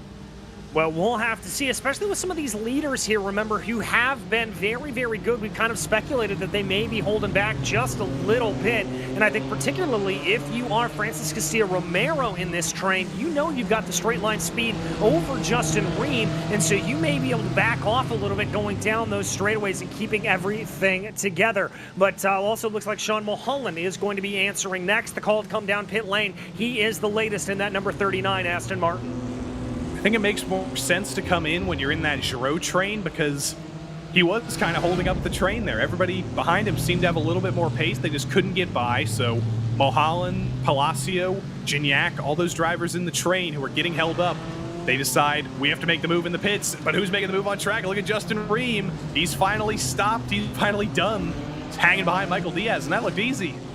Indeed, it did, as he just kind of breezed by there in the braking zone. That Porsche looking very, very good under the binders. Let's see now, though, if Diaz is going to have a little bit of a fight back here down the back straightaway as they work their way into Redmond. Not looking like that's going to be long enough for the BMW to stretch his legs. Now, I wonder here if that move is precipitated by the fact that Ream wants to come down pit lane, and you always want to be coming down ahead of the drivers in front of you. Let's see if he fades off to the right. Nope, my prediction is wrong here for that. Ream just wanted to get himself up ahead.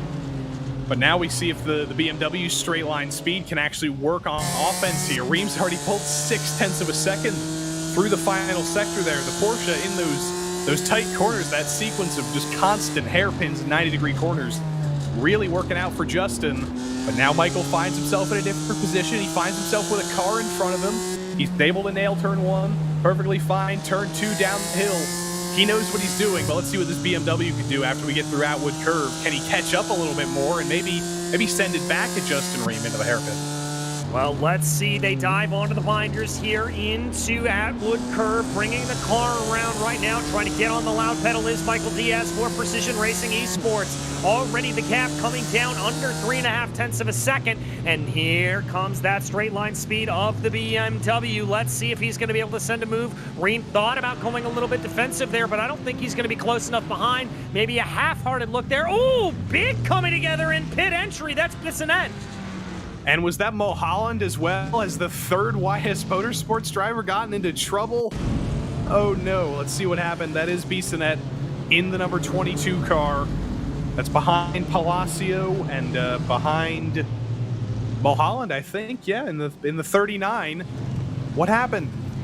Mulholland just gets into the back of Bissonette. He just completely misjudged the speed of Bissonette, and that's every single YS Motorsports driver involved in an accident that wasn't really their fault.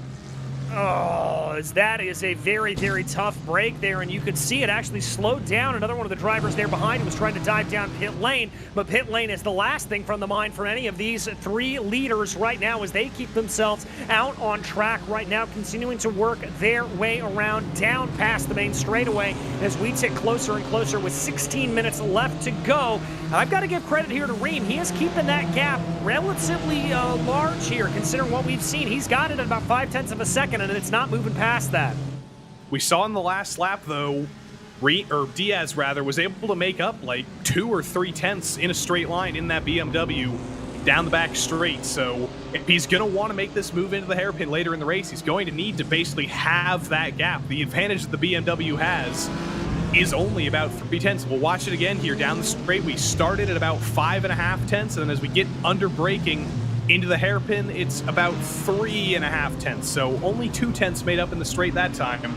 BMW still has that straight line speed advantage, but he's going to have to get much, much closer, cut that gap basically in half if he wants to make a move on Ream into that corner.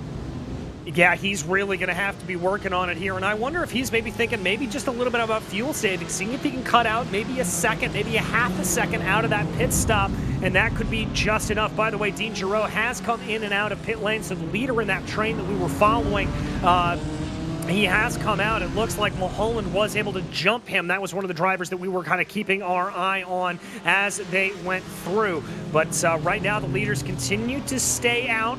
About half the field has opted to come down pit lane. The other half still waiting on for them to come on in. Ream, meanwhile, has the gap at about 0.6 of a second here as they work their way down the pit straightaway. And I think he's starting to stretch his legs out and maybe break out of that draft range of that BMW. I think this has to be around the fuel limit. They've got to come down pit road soon here, judging by some of those drivers who came in early. Eric Palacio came in 7 laps ago. That would put him about 16 or 17 laps to the finish, and we've done 17 laps on this stint. So if everybody's kind of following the same math that Eric Palacio is doing, they're going to have to come down pit road here soon.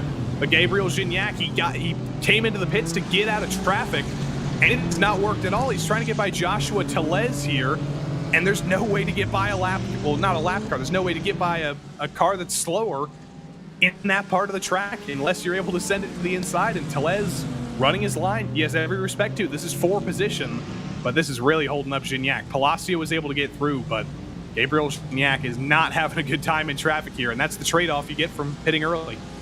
Yeah, indeed it is. You can actually see there behind them, that is Mike Griffith, who has come out into pit lane as well. He has come out a little bit down in the order from where he was running, so he's got some work to do in that McLaren. But it looks like here the Gignac is not necessarily looking like he wants to sit around. You saw him taking a little bit of a look down to the inside there of Williams. He is trying to push that car as hard as he can. Now the BMW is going to break a big hole in the air here coming down, but look at how close of a run there that is for the Porsche there of Punkari, that he tries to get around the gap, coming down here a little bit as they go. That was a little bit of target fixation from the BMW, just really overcooked it. Palacio overcooked it, Tellez followed him through, but here comes the first of our leaders. Romero is on pit road. Arangula is going to come in as well. Now Ream and Diaz are all in their lonesome. Can Romero do anything on the undercut here? Probably not. He's not going to put new tires on, but might as well do something different from the other 3 and see if he can hop one of them. Well, and Gignac there was able to get that move done on Tellez, so that is a good move, and you can see just how quick he is all over the back here of Eric Palacio now. Palacio looking a little bit squirrely there, coming through Redmond Corner, but able to keep it together. Majority of the field, Arangula, Broomhead, Arvello, Scaralli, Hoskins, Britiome, and Luna all coming down into pit lane. And Romero's going to find himself right behind Kyle Cammers, so he has found a bit of traffic, unfortunately for him. He's still a second and a half up the road, and Kyle Cammer is gonna keep pace here, so Romero might not actually catch him, but still, that's not ideal. Romero wanted completely clean track in front of him, but he's not going to get it and there's just calamity in the pit lane right now. Everybody who hasn't stopped is coming in, except for Ream and Diaz. They're extending this for as long as humanly possible, but it's got to come to an end soon. They're in lap traffic. They've got to come in here. Well, and we thought that some of this may end there. Indeed. Ooh, with a little bit of lap traffic getting in the way there of your 2 leaders, and that could potentially slow down both Ream and Diaz. Could that leave them opportune to an overtake here from Francisco Castillo Romero? Definitely slowed down Ream. That gap came way down. So Diaz was able to close up the gap critically to a few tenths of a second. One of the Mercedes gets out of the way, and that was Stacy Hunter in the 71, who decided to come down pit road a little bit late, I think. He's trying to keep as much room as possible to Ream and Diaz, but it's tight quarters there through that final corner. It's tight quarters in the pit entry. He probably did the best he could, but the race off pit road, Ream still wins it easily. Wins it not that easily. They're almost side by side as they come out of the corner, and there's Diaz up ahead. He won the race off pit road, and then just in the second stage of acceleration, the car just decided to die, to bog down, and Diaz passed him coming to the blue cone. That was bizarre. I've never seen that before. Ream had the momentum. He had the speed. He won once they got by the green cone. Look at this. Diaz is behind, and then I wonder... He didn't take off his pit limiter. Yeah, Ream was a little bit slow on the pit limiter.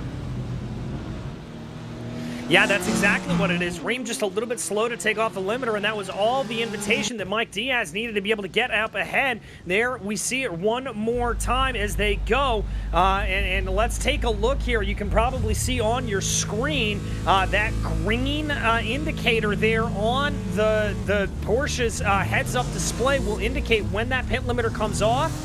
Yeah, that was a little late coming off the limiter.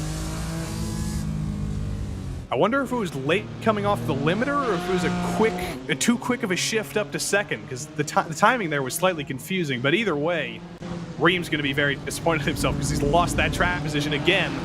But he's also got to be slightly hopeful. He knows he can make the move on Diaz. He's done it before. He's gotten the lead legitimately before. Now he's just got to figure out how to replicate that again. It's not an optimal position, but he's got 10 minutes to do what he knows how to do. Well, and look at this. I mean, they have been able to get a huge gap here over Francisco Castillo Romero. That's Romero on the back of your screen. That is 6 seconds in between them. So this is virtually a 2-horse race here at this point that they are involved in. Yeah, I don't know where that gap came from for Romero. I imagine it must have been just bad lap traffic timing, because his time on pit road was a little bit longer by like a second and a half, but it was not 6.7 seconds worse on pit road. So Romero is going to be very, very unhappy with some of the lap traffic tonight, I guess, but that's a guarantee at Okayama. But oh dear, off the road. That's the 24 again. Tellez is off. Ooh, I'm not sure entirely what happened there. That may have just been a little bit of missing of the corner there for that -1 racing driver. Let's go back and take a look here at what happened. This is coming through the S's down into Atwood. Let's wait and see. Does he brings too much speed into the corner?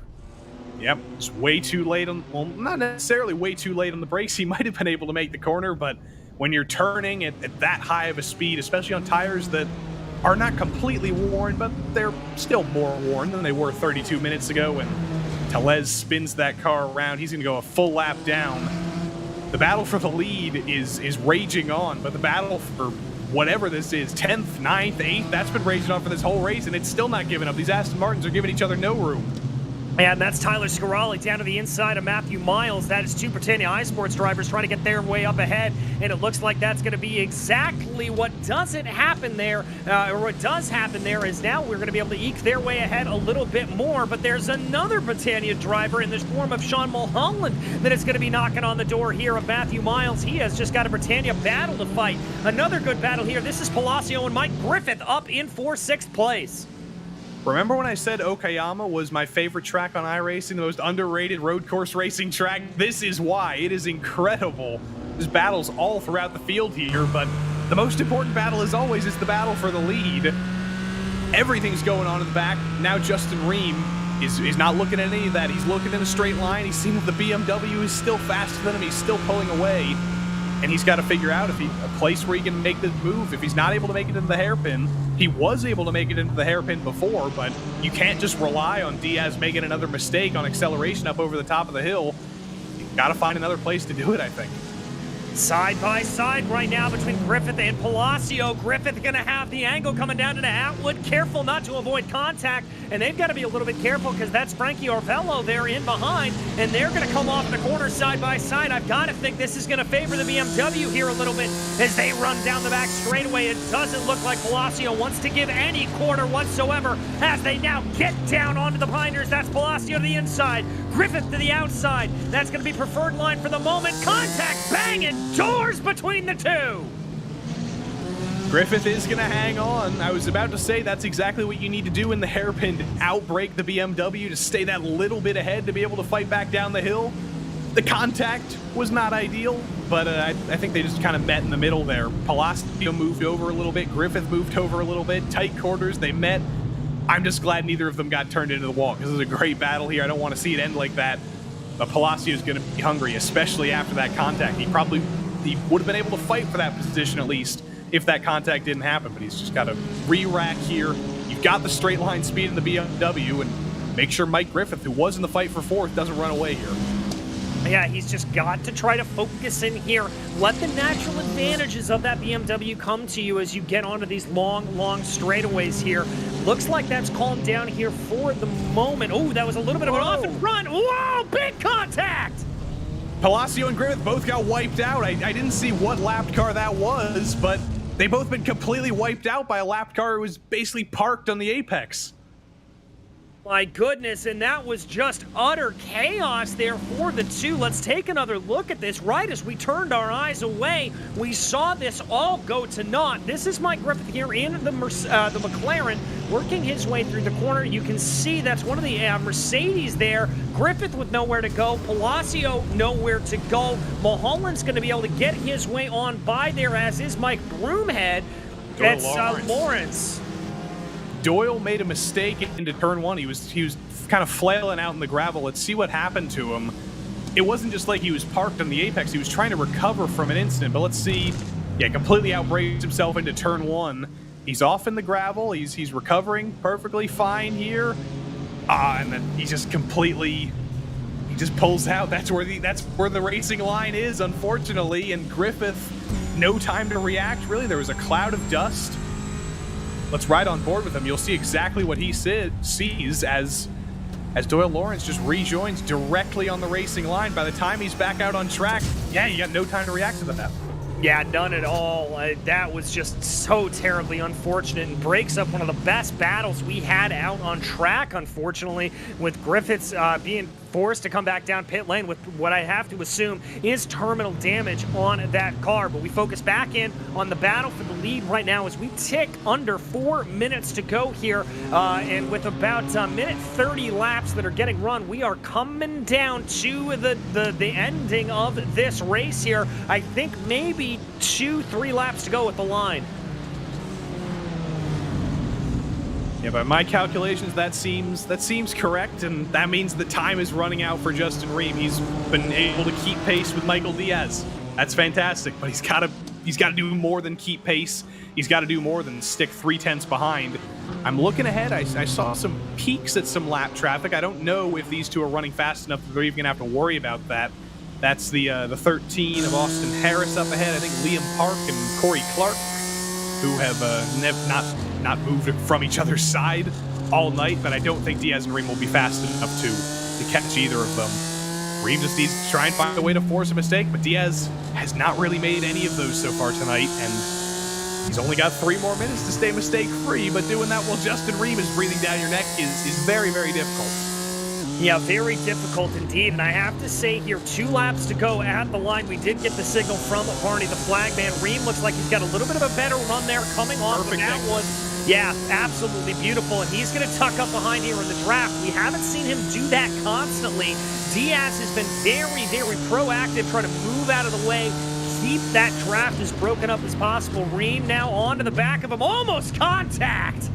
It was a perfect exit out of the corner, and then, again, just in the stages of acceleration, that BMW just rockets away. That was the perfect exit for Justin Ream. That was the perfect run.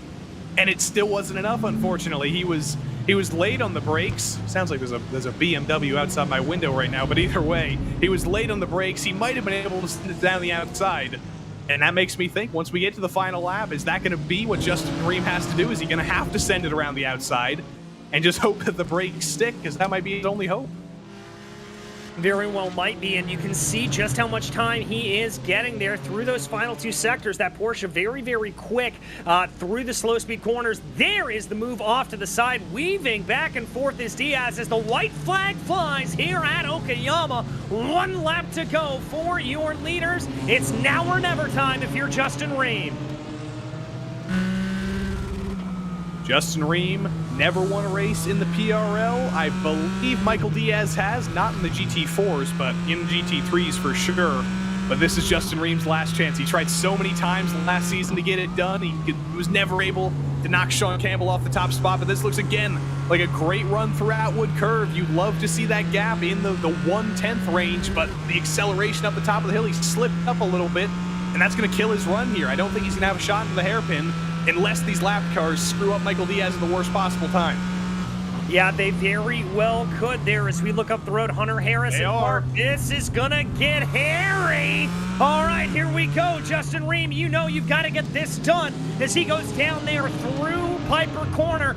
Looking, trying to see if he's going to be able to get a better run here now out of Piper as they work their way down. That's going to be Harrison Park directly up ahead of him. Ream's going to poke his nose to the inside, thought about it, not able to get it done. I think that may have been the last-ditch effort there for Justin Ream as Harris locking up the brakes there a little bit in front. That could open up an opportunity here for the Porsche driver. They're still going to be on the power here. Left car's going to get in the way. Down through Mike Knight. Down through the last corner. Is that going to be enough to scupper Diaz? Ream trying to pick the pieces here as they get onto the loud pedal through the last corner. Lap traffic scattering out of the way. I don't think Ream has the top speed, but he's going to give it everything he's got. It's not enough as Diaz takes the victory. That is going to be the most terrifying final lap of Michael Diaz's life. Doyle Lawrence, a couple lap cars just locking up in front of you, but it worked out perfectly. Eventually the bad luck does spin around, and eventually the lap cars do work out in your favor, and Michael Diaz able to hang off Justin Ream there. That was an incredible navigation of those lap cars, and that BMW, it's still so strong on the straights, and Ream wasn't able to fight it. No, was not able to fight it at all. Frankie Arvello here, the next car that we're going to see cross over the line. This is 5th place. He's going to be able to hold off Tyler Scarali and Michael Broomhead and Sean Mulholland. That is a Britannia 789, by the way. Little move down there to the inside. I think that was Punkari having a little bit of fun, celebrating coming across the line. Last couple of drivers here to come through. Johnny Luna, who was able to survive that opening lap incident. He is looking like he's going to bring that car home in 18th.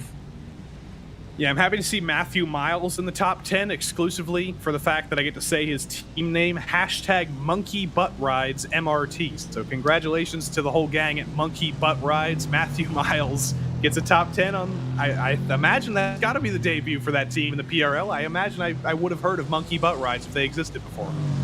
I think I would have as well as we wait for the last driver to come across the start-finish line here. This is going to be Liam Park in that Mercedes as he brings the car out of the corner right now and comes over the start-finish line to round out your field. An action-packed and incident-packed race, unfortunately, for a lot of these drivers, but one heck of a show, especially up at the front of the field as Michael Diaz able to hold off the attack of Justin Ream. Francis Castillo-Romero looked like he was going to factor into that race a little bit earlier on, but wasn't able to near the end. Then it was Matthias Arangua and Gabriel Gignac able to hold on for P5. Frankie Arvello led a train of Britannia iSports drivers with Sean Mulholland for YS Motorsports coming in behind, and then Matthew Miles in #MonkeyButtRides MRT coming home in P10. 11th place was Eric Palacio, followed by Kyle Kammer with Dean Garreau and Brett Picari in 14th. 15th was Jerome Berthiaume. I think he's going to be a little bit disappointed with that run here today as we saw him as a pretty prominent top 10 finisher last season. Brian Hoskins came home in 16th, followed by William Brennan with Johnny Luna and Anthony Drang and Nicholas Colander rounding out your top 20. In 21st, it was Corey Clark, no relation to me, by the way, at least that I know of. And then Liam Park in 22nd. Austin Harris was the first car a lap down in 23rd, followed by Joshua Tellez. And then it was Stacey Hunter 2 laps down, Mike Griffith 4 laps down, Doyle Lawrence 5 laps down. And then we get into some of the drivers that had some bad run-ins today. Bissonette, Bachelard, Brockway, and Barraza, your drivers who unfortunately did not finish here at Okayama. But Joey, I gotta tell you, I need some pure oxygen after that, because that was one heck of a battle up and down the field. Okayama. Why does, if you're a league owner on iRacing right now, if you're running road course races on iRacing, you need to go to Okayama every single season in every single type of car, because it just always delivers. It always delivers, even in those tight quarters of the final sector, even in places you wouldn't normally think you'd be making passes. This is such an incredible racetrack on iRacing, and I am always so happy when I get to compliment it on a broadcast. And I didn't even get to do hello Mutta, hello Fada. Here I am at Okayama tonight. I wish I could have, but Jerome Bertiome's ready for interview, so I'm going to stop talking. All right, well, before we get to Jerome, it looks like we have our race winner here, Michael Diaz, able to withstand the storm that was Justin Ream. That looked like the defense of your life, my friend. Yeah, I think it was pretty up there. Justin was so quick through those last corners, man. If I hadn't come out ahead of the pits, he probably would have taken the win. Well, talk me through that last lap, with the lap traffic in particular kind of throwing a wrench into the works there. How did you manage to hold all that out? Honestly, I just hope for the best. I trusted the guys in front of us to make the right decision, and it worked out in the end. So shout out to those guys for being respectful and race savvy and all that. Well, as we look ahead on the schedule and for the year, I've got to ask you about goals. Are you taking this one at a time? Or are you looking at the championship? How are you approaching this season? Well, the main goal is to win the championship, of course, but as always, I just try to take it one at a time, see what happens. Hopefully, most of the races can go our way, and we can score max points. Today was a good start. I think the Porsche had the advantage a little bit on this track, but I'm confident next week at Daytona it'll swing back to our side. So we'll see what happens. Yeah, we'll see what happens indeed. I got to imagine that BMW is going to be mighty fierce around Daytona. But my friends, on the first win of the season in the first race, who makes it possible for you? Oh, as always, Jerome, team boss, always there supporting us, and our sponsors, Race Lab, Ninja Trader, Racebox, Buck Kicker, all those guys. And shout out to my friends at the AOD. They're probably watching the race today. So just mention to those guys. And my teammates, of course, was Francis and Frankie, which had a kind of a difficult race today, but he managed to make a decent comeback. So, yeah, shout out to him. All right, shout outs to Zed, Michael Diaz. Thank you so much, and congratulations yet again. Thanks, guys. Have a good night. All right, that was Michael Diaz, your winner here today. And Joey, it looks like you've been able to catch up with P2 Justin Ream. P2 Justin Ream indeed, but it very well could have been the other way around. That was an insane last couple of laps, navigating your way through lap traffic. What was that like from the cockpit of that Porsche? It was very frustrating, that's for sure. I just found the Cayman seems to struggle on the top speed compared to the BMW, like on a straight line, and then it seemed like the car was a little bit better through like the last two sectors, and then I was just playing the draft game on the first two sectors against Michael there. But yeah, it was a lot of fun. Yeah, Michael said he thought the Porsche was slightly stronger overall, but in the booth we were both talking about the straight line speed of that BMW is still very much there, and it's almost impossible to overhaul. But do you think the Porsche is at least going to be more competitive this season on some of the twistier tracks that have slightly less long straights than Okayama does? I hope so. I know Daytona is just Daytona is going to be rough next week. That's for sure in the Cayman. I think anybody in like the McLaren or the Aston Martin will probably do really well there. Same with the BMW, but hopefully some of the twisty tracks that came in can come into its own. Well, we asked Michael Diaz the same question again. goals for this season, we have to imagine that you, that Michael, that Francis, all the guys who were up top last season, we have to imagine you guys are all fighting for the title this season. But is that what you're aiming for? You aiming to have fun? What's the goal once round 10 ends? The goal is just to have fun. Basically, pretty much the main reason I joined the league. I enjoy driving GT4 cars and finding a league where everyone's kind of doing the same thing and it's all nice and competitive and a little bit different taste from the officials. So yeah, just hopefully have some fun and see where the points are at the end. All right. Well, congrats on P2 tonight, and we wish you luck for the rest of the season. Thank you.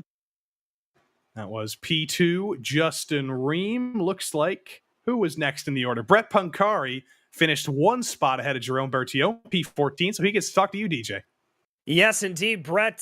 First time here in the series, a top 20 finish. That's got to feel pretty good walking away with it, I have to imagine. Yeah, for the most part. I knew from watching some of the guys last season that Porsche wasn't very good. Well, I wouldn't call my car a Porsche. I'll get to that later.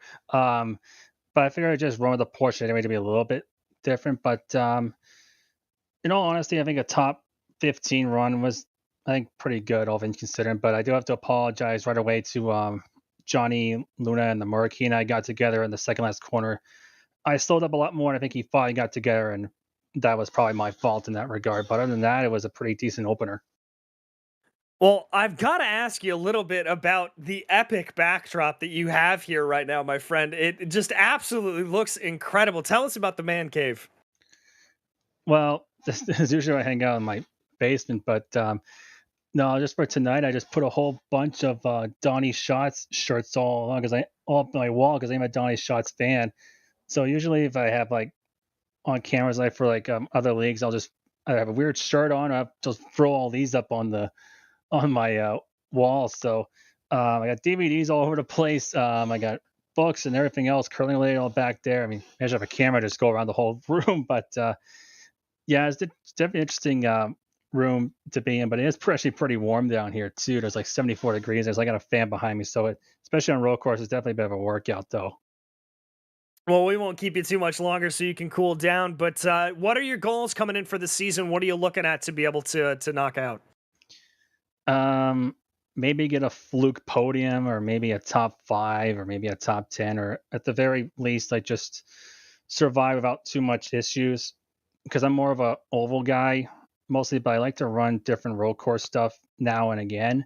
I know I'm not gonna have the pace from most of the big guys up there, and especially Daytona next week. I'm probably gonna be way at the back because I guess the Porsche is the slowest, but I could be wrong. So just kind of parade this random paint I got on my car and just hope for a decent enough season, all things considered, in all honesty. Well, we wish you the best of luck in the world, Brett. Who makes this possible for you? Well, first I got to thank Nick Baker at Splash and Go Graphics for this paint. I got to thank also CarQuest for performance. We ripped the Porsche engine out of this car and we put a 410 sprint car engine. We detuned it from Shaver Performance Racing engines. Sage Fruit, VP Racing Fuels. I know these are not sponsors. I just throw in the car anyway. But also big thanks to you guys at RaceSpotTV. I've watched a lot of stuff from you guys at RaceSpot, from World Championship stuff, which I'm actually going to watch the World of Outlaws later on this evening. And everything you guys do at RaceSpot TV has just been incredible. I'm just honored to be a part of it. And again, everyone at Precision Racing for allowing me into this league for this season. And again, I got to apologize to Johnny Luna for that contact in the second last corner of lap 1. Well, there you have it. Brent Pancari, thank you so much for joining us, and congratulations on a good run today. All right, thanks. All right, and it looks like, Joey, we've got one more quick interview coming at you. Jerome Bertillon, series organizer, who finished in 15th. One more driver to talk to tonight, of course. Jerome, it seemed like your race kind of ended on lap 1 with that calamity on lap 1 at the Atwood curve, but what was it like for the next 40 minutes after that?